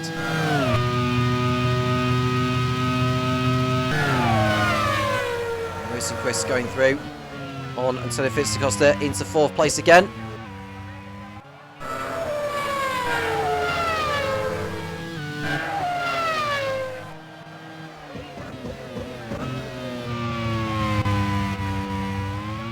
Patterson leads the race, and it's Kevin Estra second.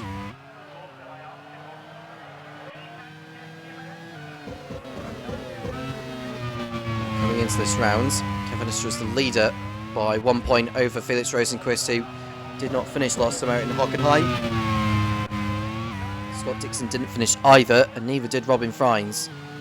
Antonio Fitz-DaCosta was the one that benefited from all that, giving himself a chance at the championship.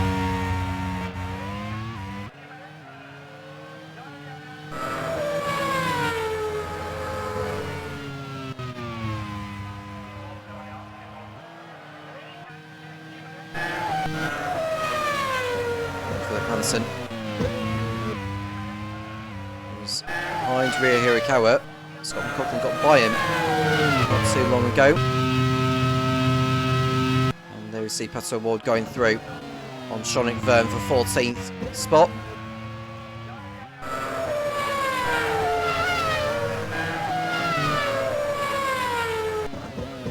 Albuquerque going through on Buemi for 12th.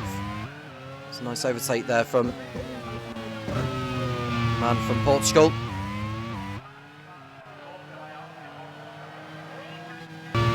Philip Hansen, who famously won the 24 Hours of Le Mans for Ferrari earlier this year. He's running inside the points. He's in the dark blue liveried BAR, whereas Philip Albuquerque is in the Lucky Strike sponsored car within the same squad.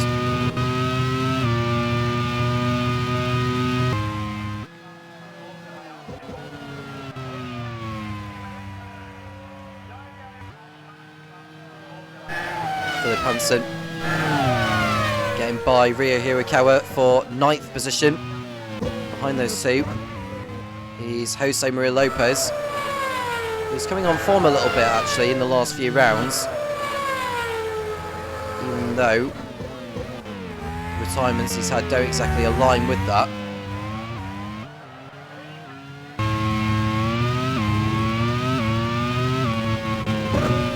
Lap 7 of the race, Kevin Matheson continuing to lead, and it's Kevin Estra in second place and Scott Dixon in third. So 2 Onyxes in the top 3. And it's the Fomitel event, and if it's Costa in 4th position. Therefore it's Fomitel leading Onyx, leading Fomitel. Kevin Estra locks up at the penultimate turn.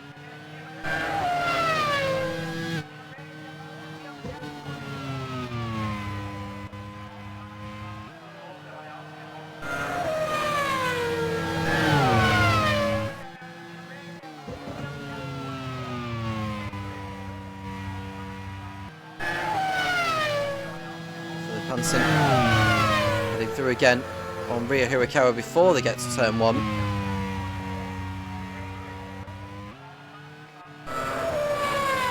We'll watch for Hirakawa fighting back here. He's probably going to go through again on the BAR, and he is. So they continue swapping places, those two, lap by lap.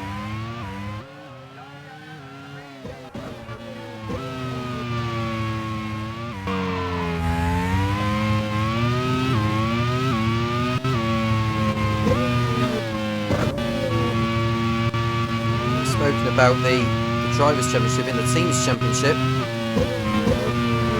Arrows have having a strong season so far ahead of Arrows, and Fomitel will stay in the lead of the Teams' Championship with the way things are going. HRT have got both cars in the top 8 positions as well, with Bell 7th and McLaughlin 8th.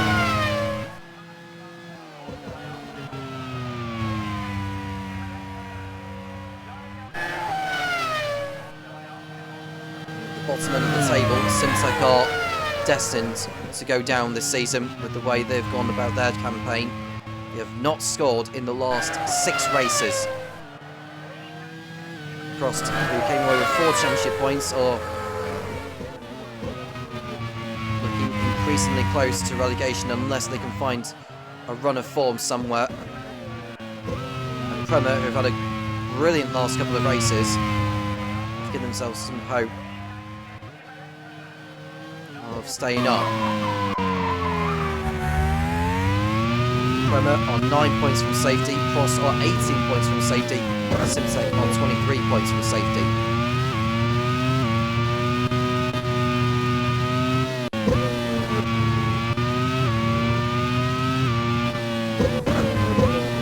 One retirement so far in this one, Raffaele Marcello crashing out on the 3rd lap.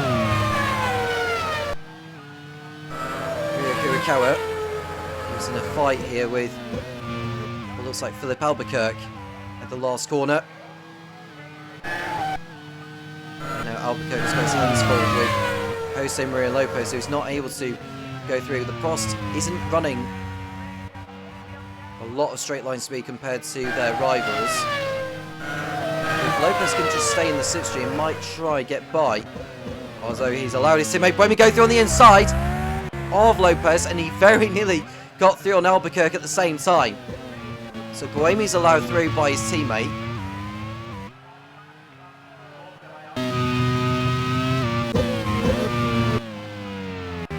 As we see Albuquerque lock up at turn 6.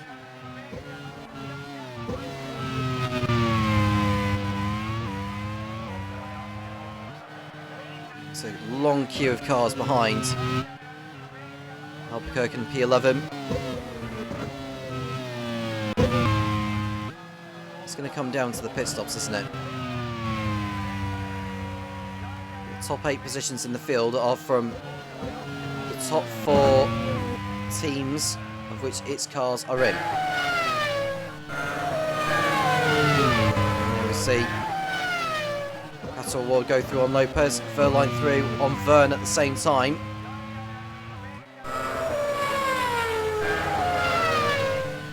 Down through the kink, heading towards turn 3.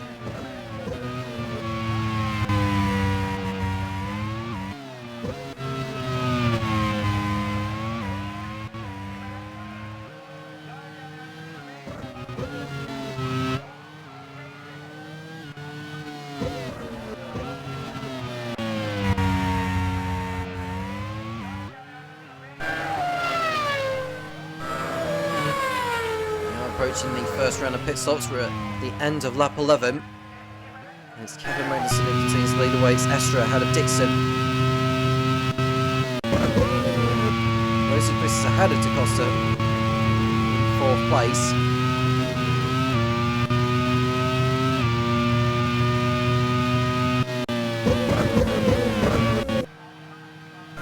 And Lopez is coming back on Pato Award.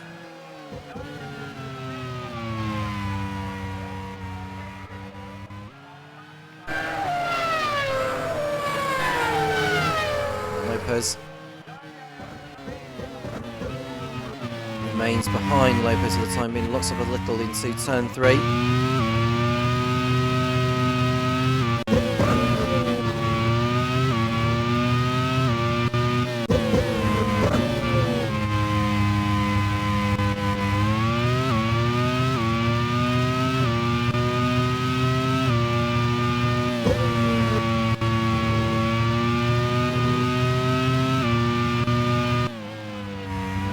See Tina Houseman is competing in the 2nd Grand Prix World Series race. She competed earlier in the campaign in Rockingham before retiring.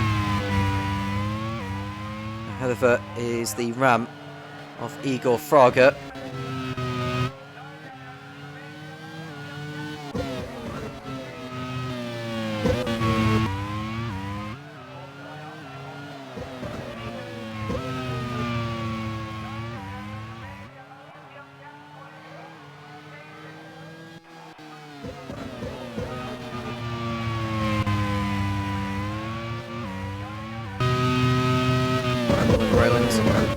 Starts up behind Linus Lindqvist.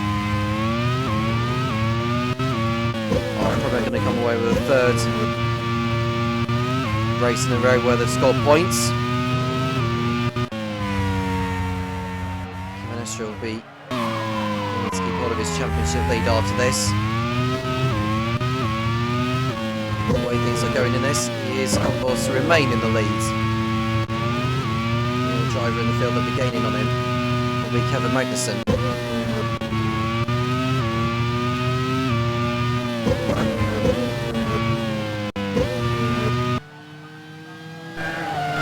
Kevin Estre has finished in every single race this season. He's the only driver to do so.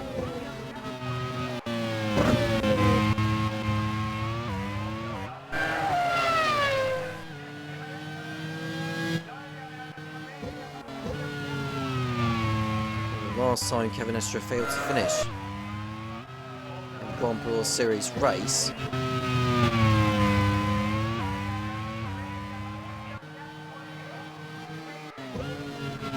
You have to go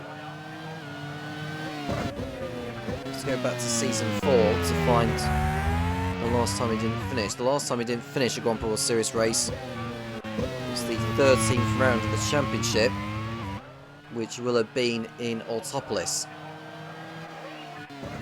Since then, he's finished in the last 12 races in the Grand Prix Series, which I believe is a new record.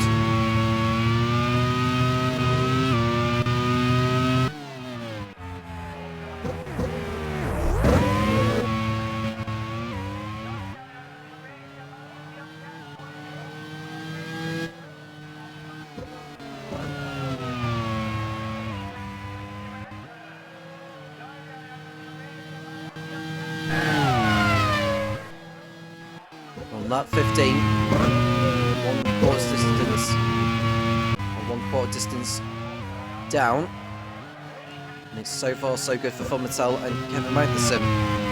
We are close to the first round of pit stops arriving, and we'll see soon enough he will make the first jump.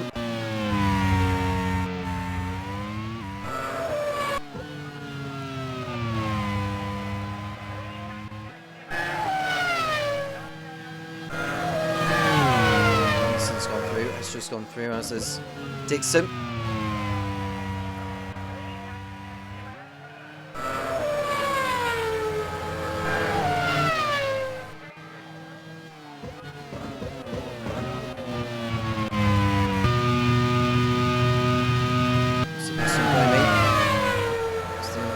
Take on to Ward. Hirakawa's already been overtaken by Philip Albuquerque, so both VARs are inside the top 10 now as we speak.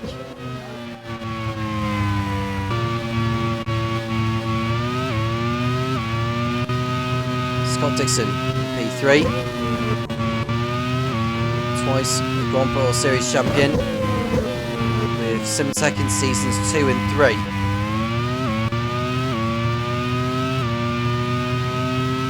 Troublesome time. Minardi is still yet to win this season. It's a matter of time before he does so. We have our first scheduled pit stop of the race over at HRT. Christopher Bell is in from P7. He'll be aiming to get out in some clean air, but it's highly unlikely he'll be able to do so. Philip Albuquerque is in, Pato Ward is in, Jose Maria Lopez is also in.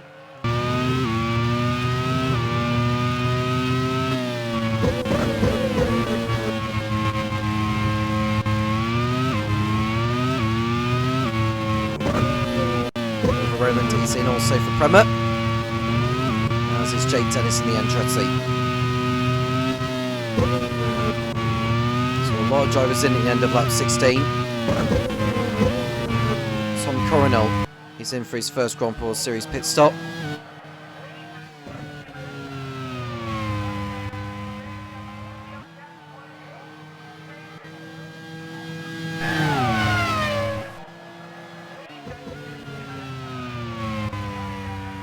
No sign of pit stops from the leaders. Magnussen's gone through, as is Estre, as is Dixon, as is Rosenquist, as is DaCosta, as has Friends, as has McLaughlin.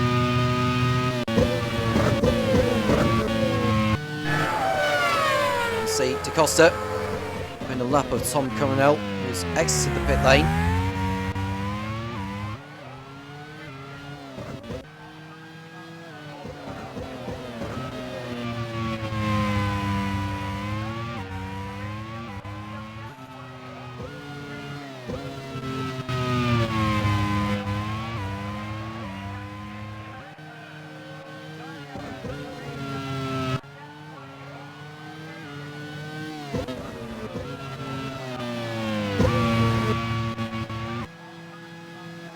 See Bell going through on Igor Fraga for 16th place.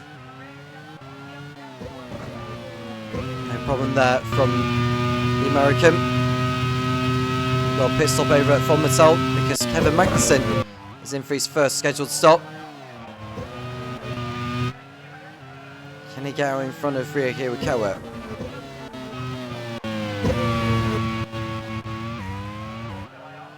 Philip Hansen is in for BAR.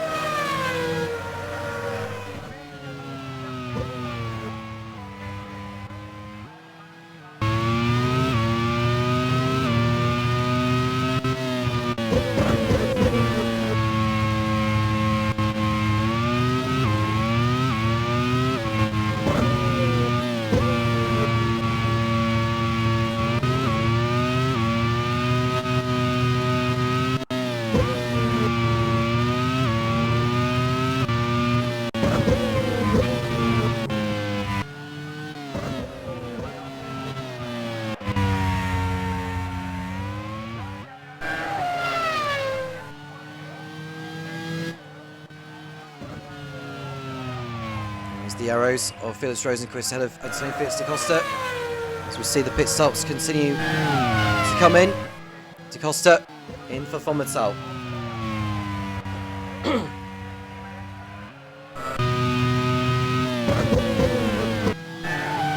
Kevin Manson going through on the Prost.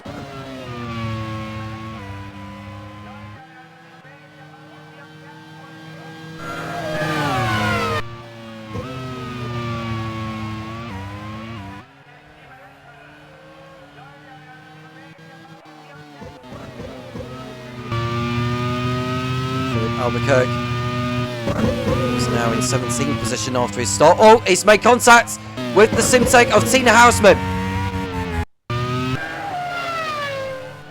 That was clumsy driving from Philip Albuquerque on the inside, although you could argue that Hausmann cut across too late. We went for the move on the inside. I'd probably say that's leaning more towards Albuquerque on that one.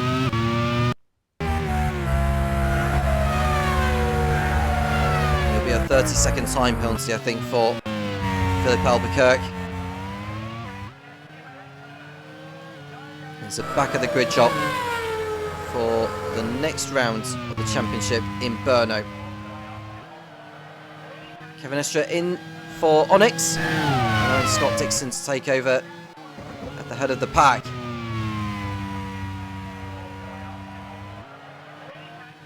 Felix Rosenqvist also in for Arrows.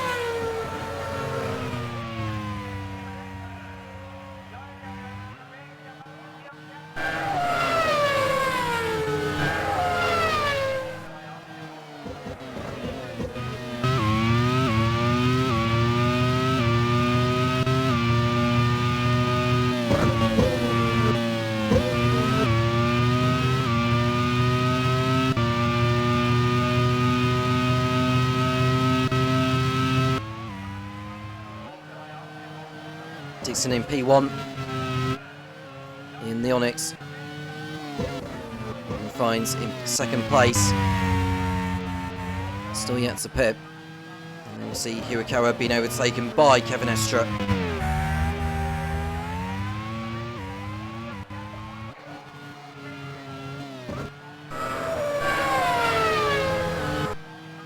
Scott Dixon in the pits for Onyx.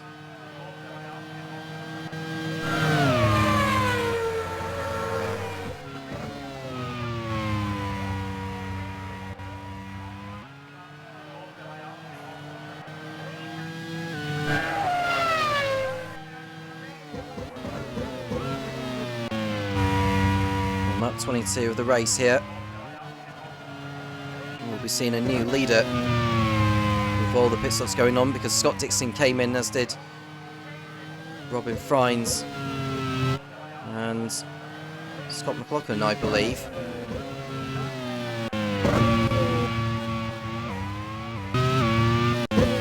Vanessa in second place. And As we see Pato Award go through on Philip Albuquerque.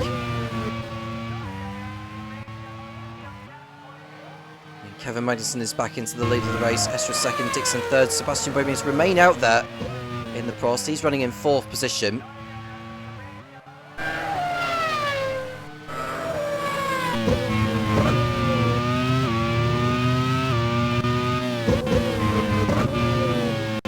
Hirakawa is in fifth for Minardi.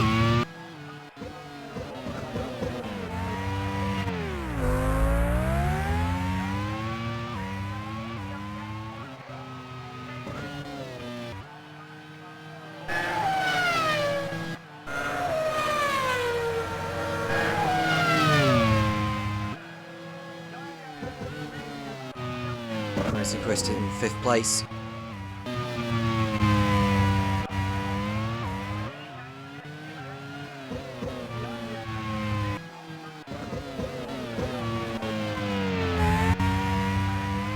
Felix da Costa is sixth, going past Ryo Hirakawa, who has yet to stop in this one. Racing Chris will be heading through on Boemi in a moment. Albuquerque heading through on O'Ward.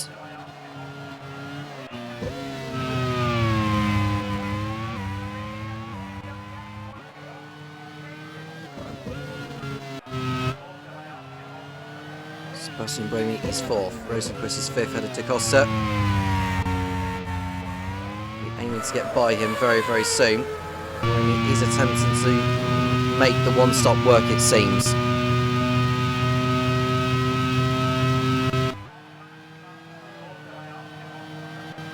Costa.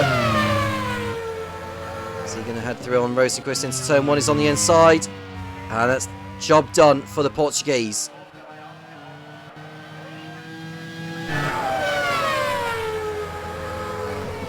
Through on Boemi he goes at the same time there. Da Costa is up to fourth position.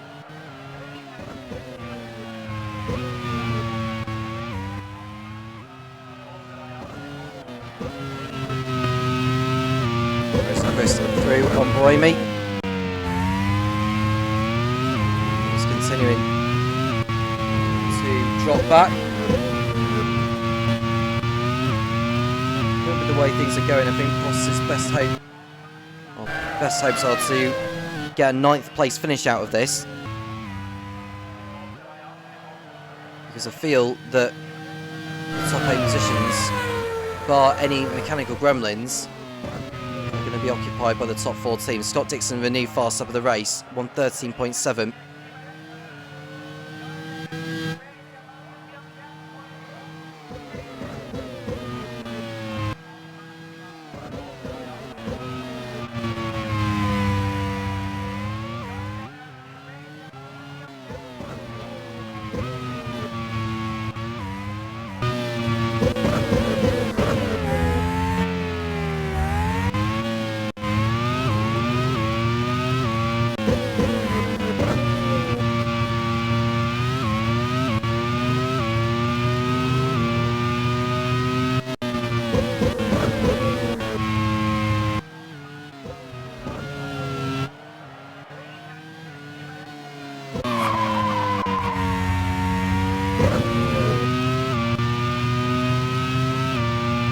On in 24th position in the Carlin. It's been a low-key race for the team again here. Come into this on a run of 3 consecutive races in the points. Doesn't look like they're going to be coming away with anything this time around. As you see Kevin Estra put a lap on Tom Cairns.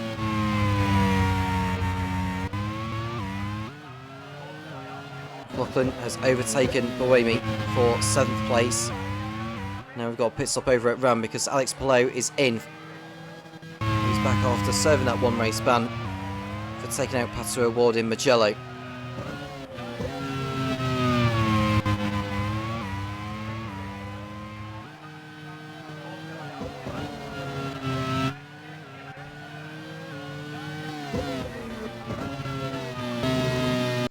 It's going to be a retirement for Tom Coronel in the Simtech. He's only the second driver to retire from this race. That's one of Liv Simtek's cars gone from this.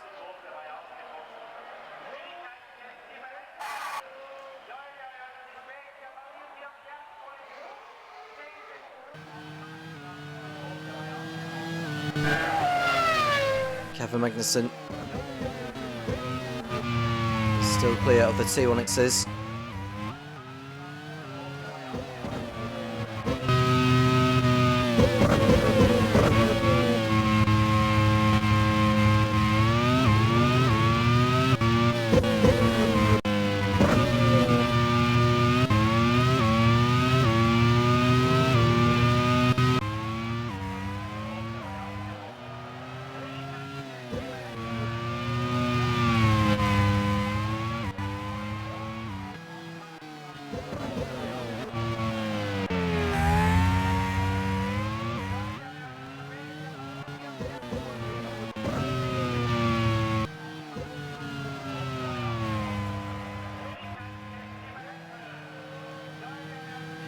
Seven laps down, 29 to go for the race leader, Kevin Magnussen. And Scott Dixon's dropped back considerably since we last saw from him, and he's in the pits. Dixon has picked up an issue in the Onyx, hence why he's had to come in.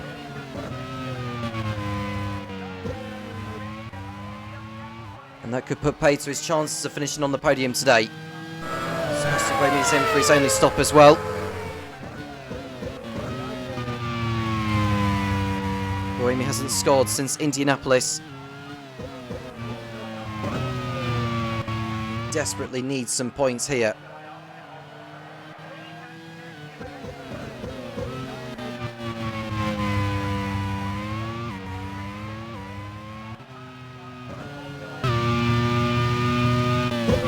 And Tina Hausman on the tail of Igor Fraga. Alex Blow is just behind these two. Blow is on the one stop. It's unlikely that Ram are going to come away with any points here. De Costa has got Rosenquist and Freins for company now. Philip Hansen has put a wheel on the grass. He's still in front of his teammate Philip Albuquerque, who's got that 30-second time penalty for his part in an incident with Tina Hausman.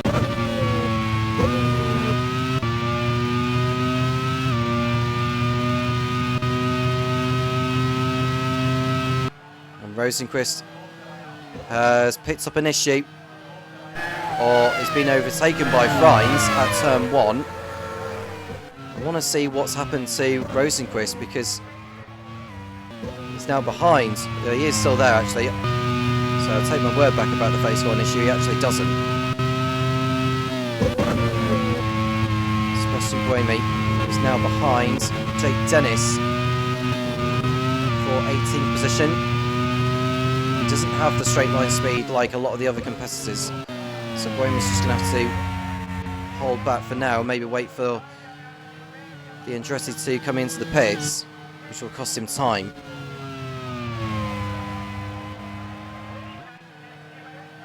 De Costa, Freins and Rosenquist in the top 5 places. Rosenquist attempting to get through on his teammate. Dixon's pit stop has seen him drop back to P11, and it's a retirement for Linus Lundqvist in the Andretti. He's been on a poor run of form in recent rounds, and there we see Rosenquist get through on Freins at turn number 3. Nicely done by him. It's race over for Linus Lundqvist. It's 4 races without points. It's a rear suspension failure.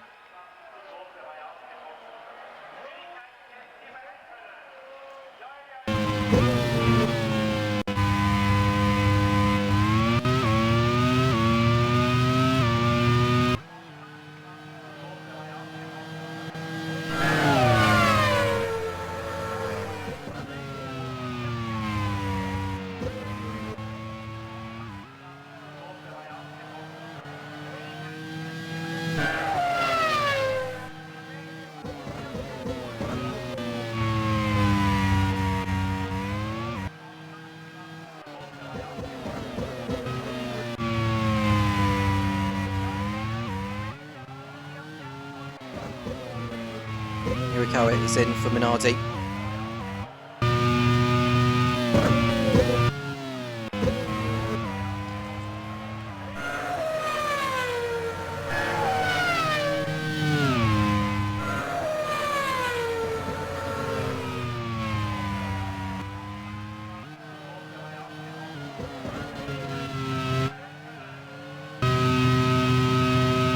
Buemi.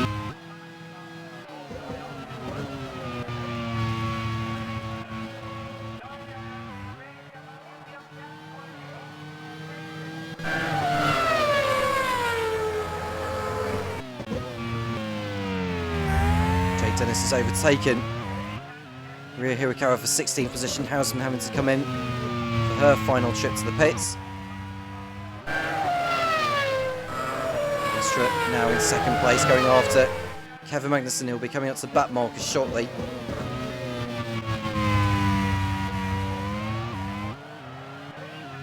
Three retirements from this race: Linus Lundqvist, Tom Coronel, and Rafael Marcello. Dixon with another new fast stop of the race on him with a 1 minute 13.4.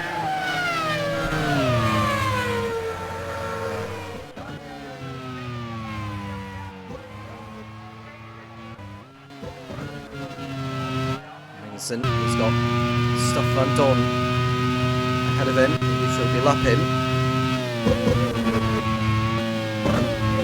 See him move from the Minardi of Ria Hirakawa going past Jake Dennis.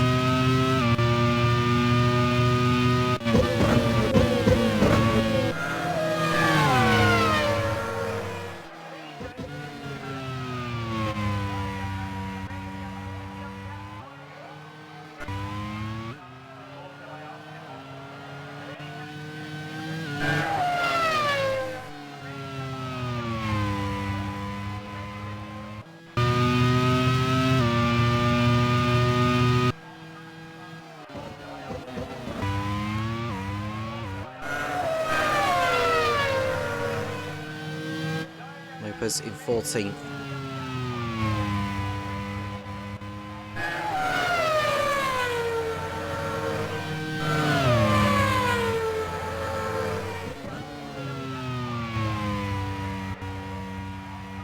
Six-tenths is the margin as Estro goes through on Van Dorn's lap.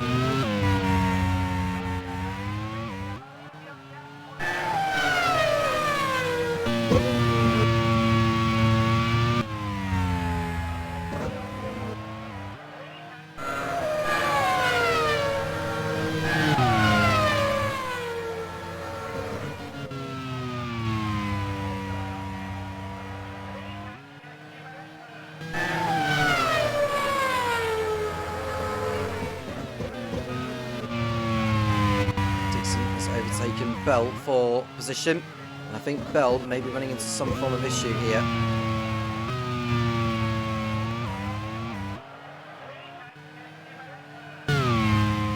Hansen and Albuquerque are closing in. Well, that is Hansen, who is ahead of Dixon. Bell is a little bit further back. I don't know what's happened to Christopher Bell.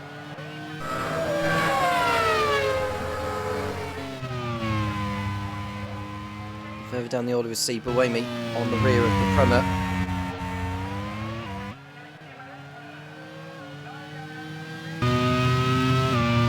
Kevin Estra is heading through on the Ram of Alex Palou.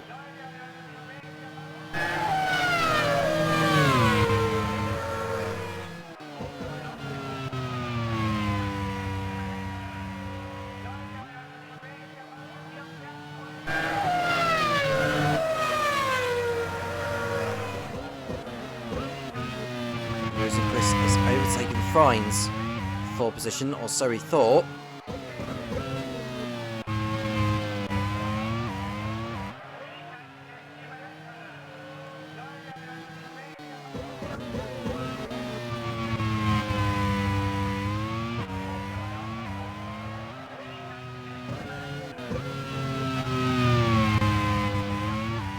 So Verling's in for Minardi from 14th.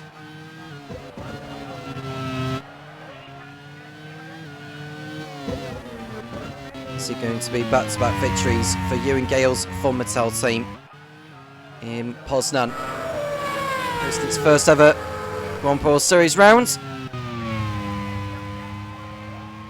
Go to Brno next, and to Pärnu in Estonia, which will be the venue for the last European round of the season. Then it's off to Morocco, to Marrakesh, Kyalami, South Africa, New Delhi, India, Fuji, Japan, Sepang, Malaysia, and it's Adelaide hosting the 18th and final championship round of the season. We've got the non-championship Macau Grand Prix to round off season 5.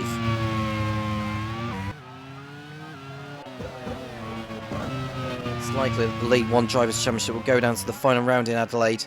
Who will be in it is anyone's guess.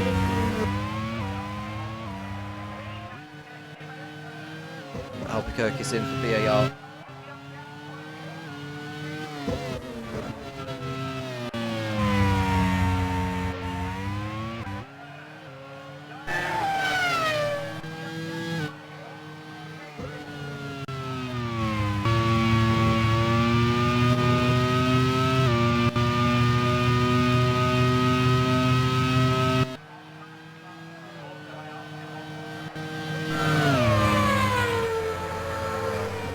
Into the pits comes Igor Fraga.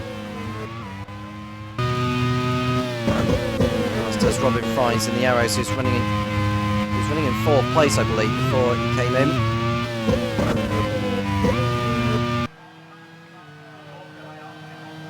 Now, if Dixon can keep up with his pace, he might sneak in front of both Astra and Magnussen, but he's going to be on worse tyres than those two.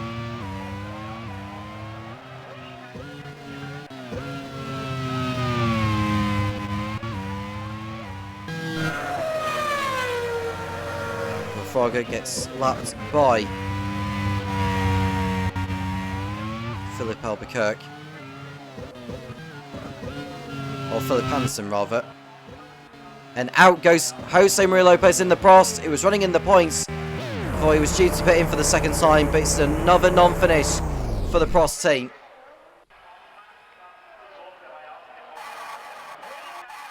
It's the 4th driver to retire, and it's gearbox failure for the Argentine.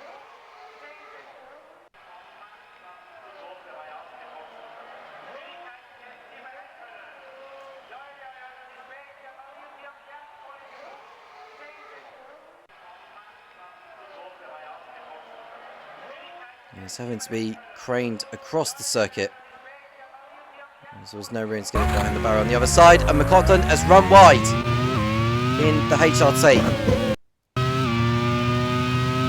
A little too deep. He was chasing after Felix Rosenquist. Oh, he's gone way off the circuit actually.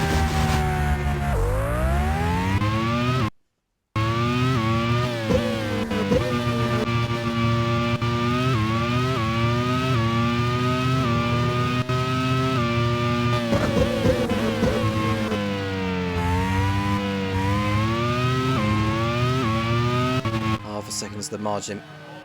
Magnussen ahead of Astra. When are we going to be seeing either of them in the pits?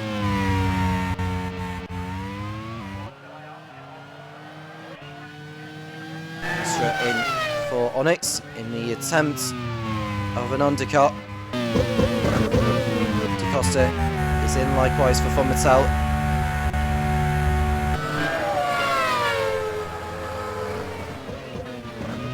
Rosenquist and McLaughlin are also in. And Dixon will go through into 2nd place.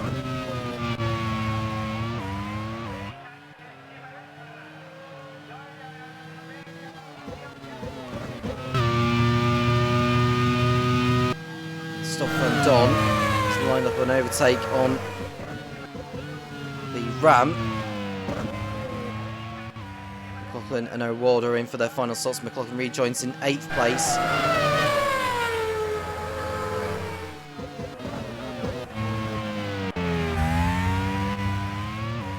Waiting for Kevin Magnussen to pit in for the last time.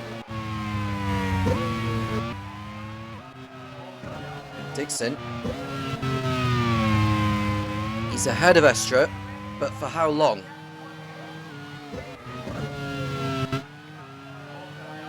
Magnussen is now in.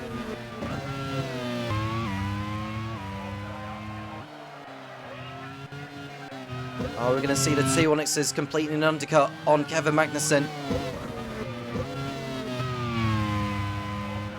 Well, Dixon's in for his last stop. So there's a chance for Kevin Estra to complete an undercut on Magnussen. Has he done it? He has! He's got ahead of him! Estra has completed an undercut on Kevin Magnussen and takes the lead of the League 1 Poznan Grand Prix.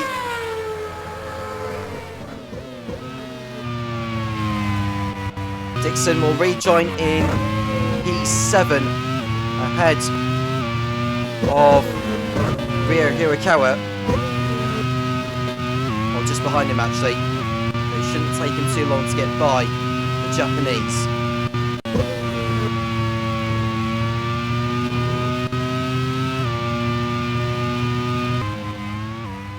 So it looks like Robin Fries is on course for a podium for Arrows.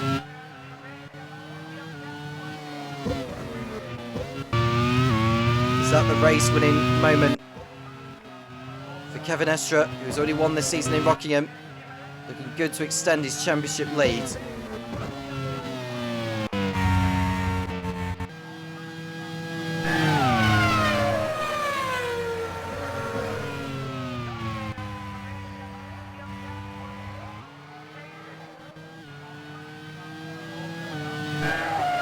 Sebastian Buemi is now up into the points in the Prost.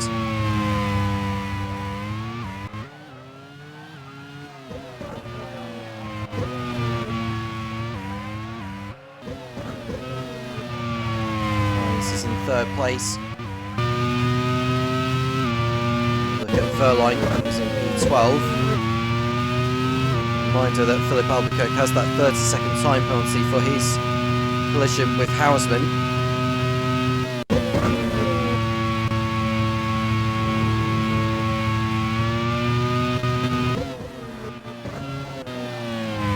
Kevin Magnussen in second place behind Kevin Estra. Just really getting the hammer down is the Frenchman. 15 laps to go. Rosenquist is trying to lap the Carlin.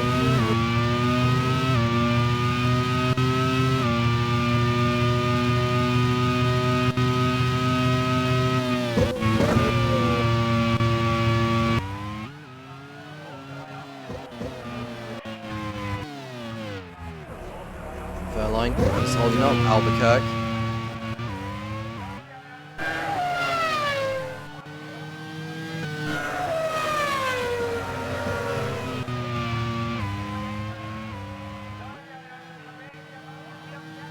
And there goes Volsky's on the German. Making his way up the order.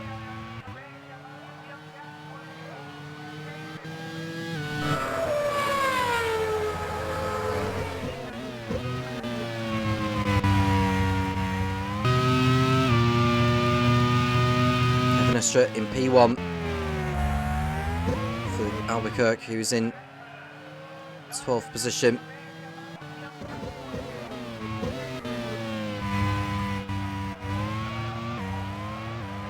It's got Verline, Vernon O'Ward right behind. Dixon, after his last stop, is doing his best to go after Scott McLaughlin. Frines is now ahead. Or I say DaCosta is ahead of Frines here for third place. We're going to see why. Antonio Fitz-DaCosta finds his way past Robin Frines for the final podium position. And Fonmatel are on course for 2 cars on the podium.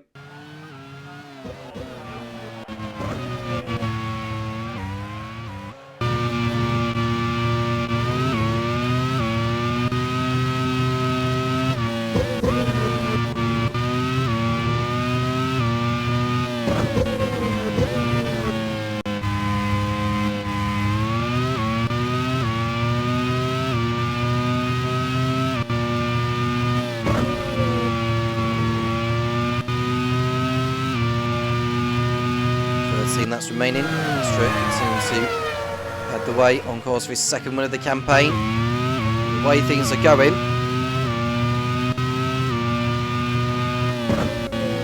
he's taking his margin over Felix Rosenqvist.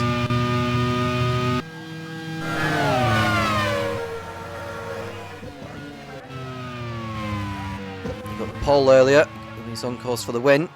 17 points the margin.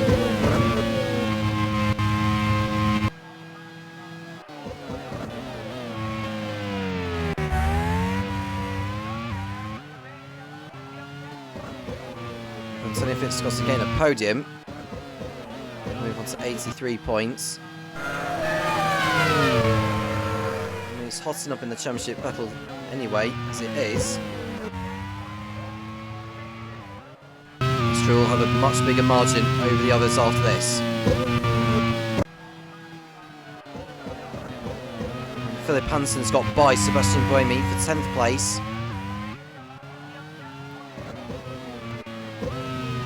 The Teams Championship. Right now, Onyx will extend their margin over Arrows, but Formatel will close in a little. Dixon down in 7th place. Through goes Astra and Magnussen on the back markers.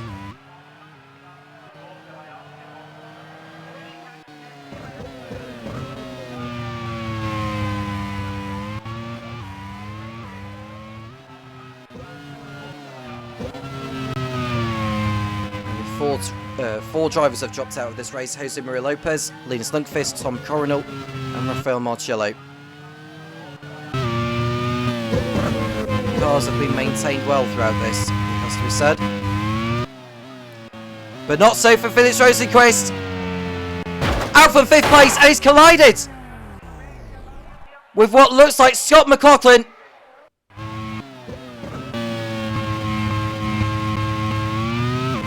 Now, there may be a few words after this.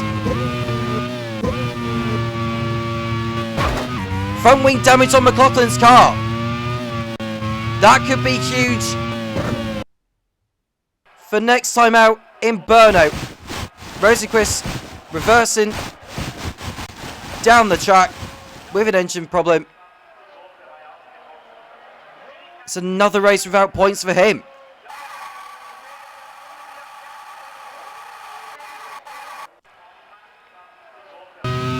One of the Arrows out of the race. Dixon's trying to go past Scott McLaughlin, or go past one of the back markers. No further action is going to be taken. So McLaughlin will drop down most probably to 8th behind his teammate. Well, Hansen will go past McLaughlin, but Buemi will go past, so Buemi's up to 9th position, Prost on course for 2 championship points. Albuquerque is now ahead of McLaughlin on circuit, but he has that time penalty.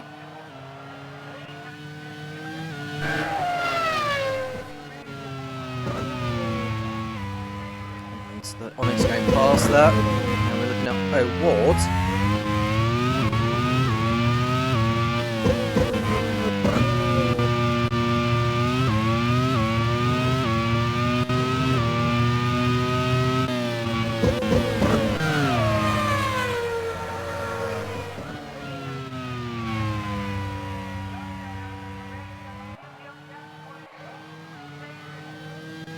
Dixon is up to 5th in the Onyx. It's a bad dent to Topher Smith's chances in both the drivers and the team's championships. And it's great news for Onyx. Scott McLaughlin is all over the back of Philip Albuquerque. Might try and go for fastest lap. He'll be raging inside as well.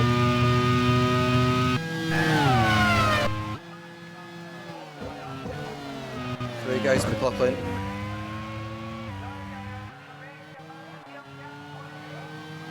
He'll be doing his best to go after Sebastian Buemi. There's another 5 seconds up the road. Fern goes past Pascal Verline for 13th.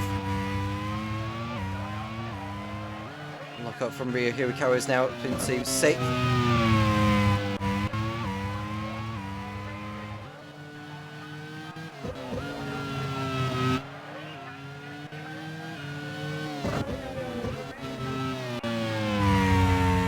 Laps remaining. And Estra is really under pressure from Kevin Magnussen now. He's far from dusted here.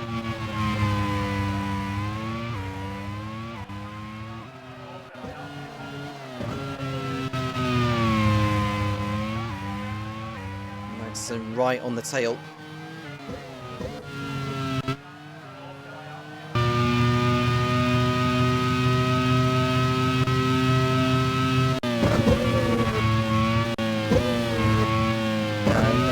Take from Pato Ward on Philip Albuquerque. Goes through into 11th spot.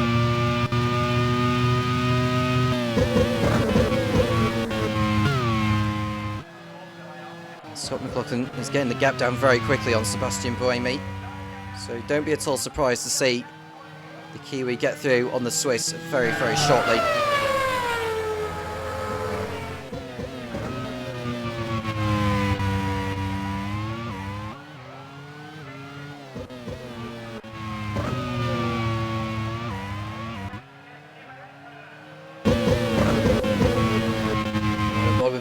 Costa, and Hausman's car is up in smoke, and it's going to be no cars to the finish for Liv Simtek's team. It has been a miserable season for them, and it's not got any better.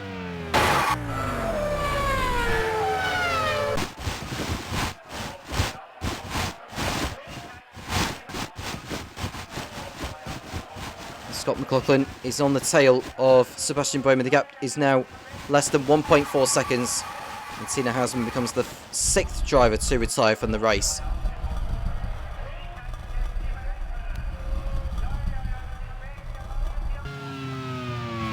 Estra's still leading. Magnussen right behind still. It's going to be a duel to the finish.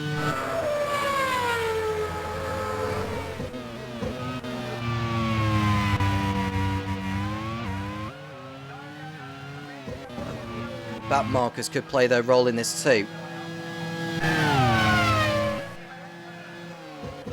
Dixon recovering to 5th place after making that extra stop. And there we see Scott McLaughlin heading through on Sebastian Buemi at the final turn. And 9th place going back in the way of the HRT. Can Buemi hold on to the last point?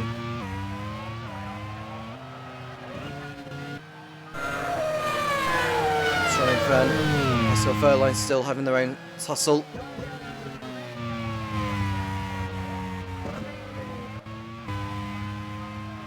There are the leaders.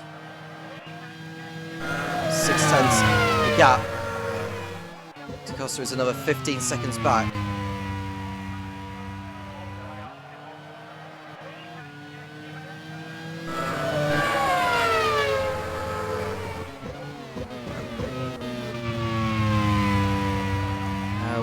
Play out for the pair of them. I think there's only one more bat marker that they'll be negotiating before this race is over, and that's Louis Foster in 15th.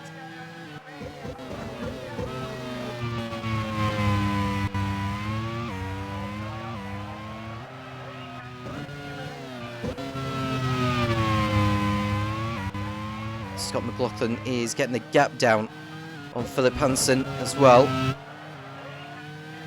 Just over 5 seconds. Is he going to have enough time to pass him? I'm not so sure. It's been a respectable effort though from Philip Hansen. He's also representing Team England in the Nations Cup.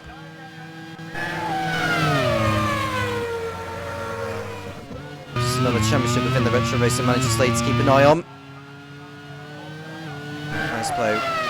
He's lapped by Robin Frines.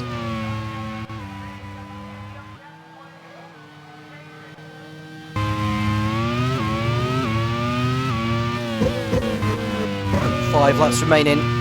Kevin Escher on his way to win number 2 this season. See Louis Foster not far ahead of these two on the road.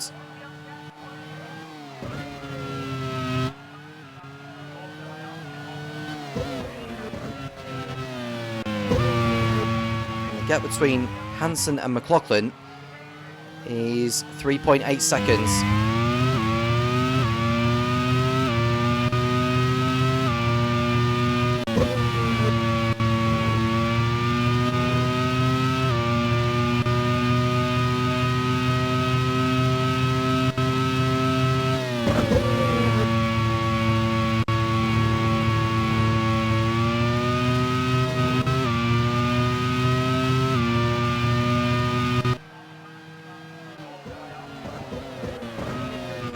Second place behind Canestra at the moment. From the title run course, get two of their cars in the top three.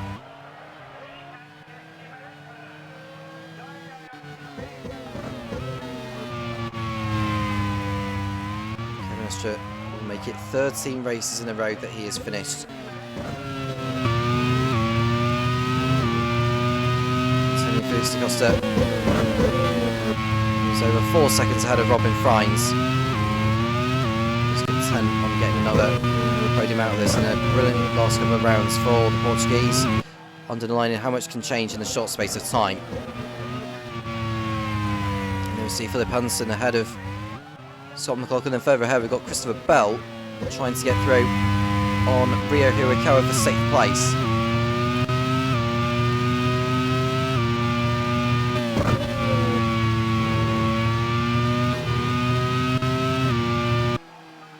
Jake Dennis is going to compound Andretti's day even more.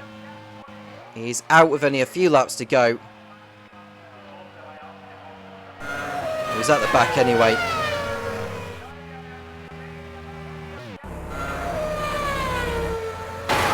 Both the Andretti's out of the race now.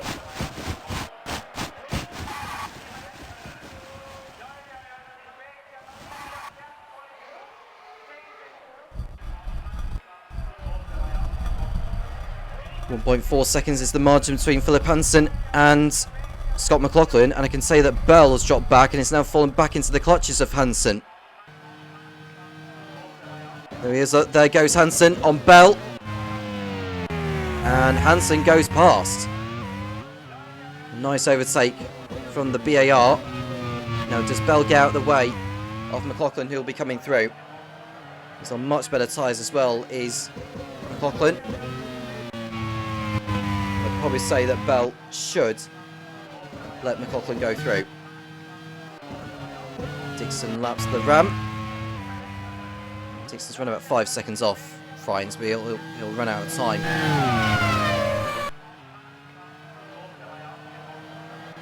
There are the top two again, Estra and Magnussen through turn 6. Louis Foster is just ahead of these.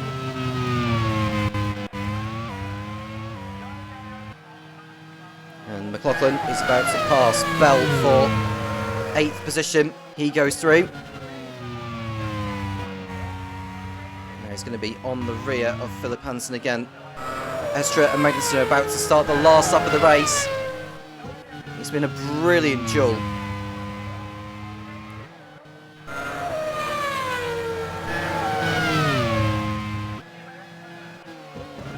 A scintillating drive from Estra again. A brilliant start to the race from Kevin Magnussen as Hansen and McLaughlin go through on the ram to lap.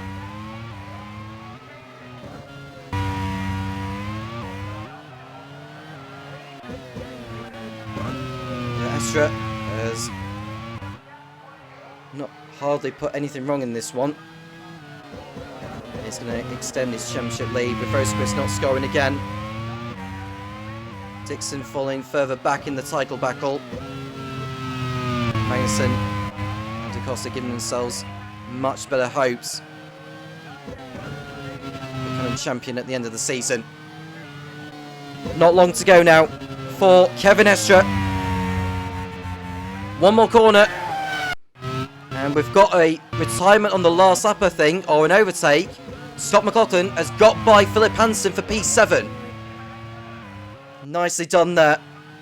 Can he go after Ryo Hirakawa? We'll focus on these two. Kevin Estre leads Kevin Magnussen over the line. Kevin Estre wins the League 1 Poznan Grand Prix just ahead of the Von Metal pilot by less than 0.7 of a second. And it's going to be two Von Metals on the podium thanks to Antonio Felix da Costa. A brilliant day again for team manager Ewan Gale. Robin Friends 4 for Arrows ahead of Scott Dixon, who recovers to 5th. And we'll go to the battle between Ryo Hirakawa and Scott McLaughlin, because there really are nose to tail now. They're coming towards the last corner. Can Scott McLaughlin take 6th position away from Ryo Hirakawa on the inside? Oh, he just missed Sarah. It was worth a go. But he's going to get 7th place behind the Minardi. Philip Hansen 8th on debut. Sebastian Buemi finishes in 10th place behind Christopher Bell. His first point since Indianapolis. Philip Albuquerque's time penalty will drop him down to 15th position. Vern, Verline, Foster and O'Ward, the remaining drivers on the lead lap.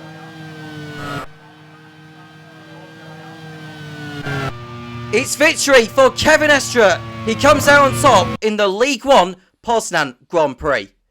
Kevin Magnussen 2nd and Antonio Felix da Costa in 3rd place. 2 Von Metals on the podium. Robin Friends 4th. Scott Dixon is 5th. Ryo Hirakawa holding off Scott McLaughlin to the end in 6th place. Philip Hansen on debut. Nicely done for BAR in 8th. Christopher Bell 9th. And Sebastian Buemi, a much needed point for Prost, in 10th position. He made the one-stop strategy work.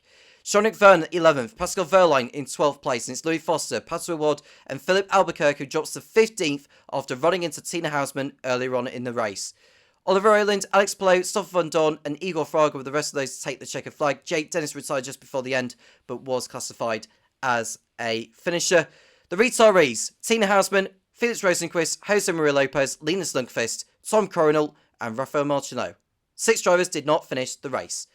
Kevin Estre took the point for pole position, the point for the fast lap going to Scott Dixon. 10 rounds down, 8 rounds to go.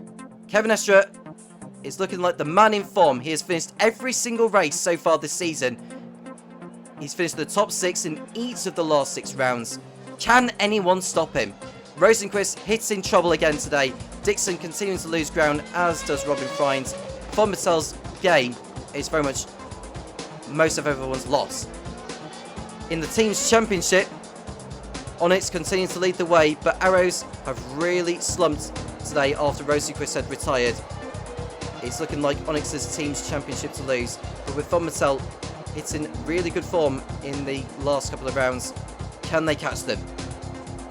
It's time to run down on the League 1 drivers and teams championships in the voice of Topher Smith, and I'll see you for the next round in Brno in a couple of weeks' time. Topher, over to you.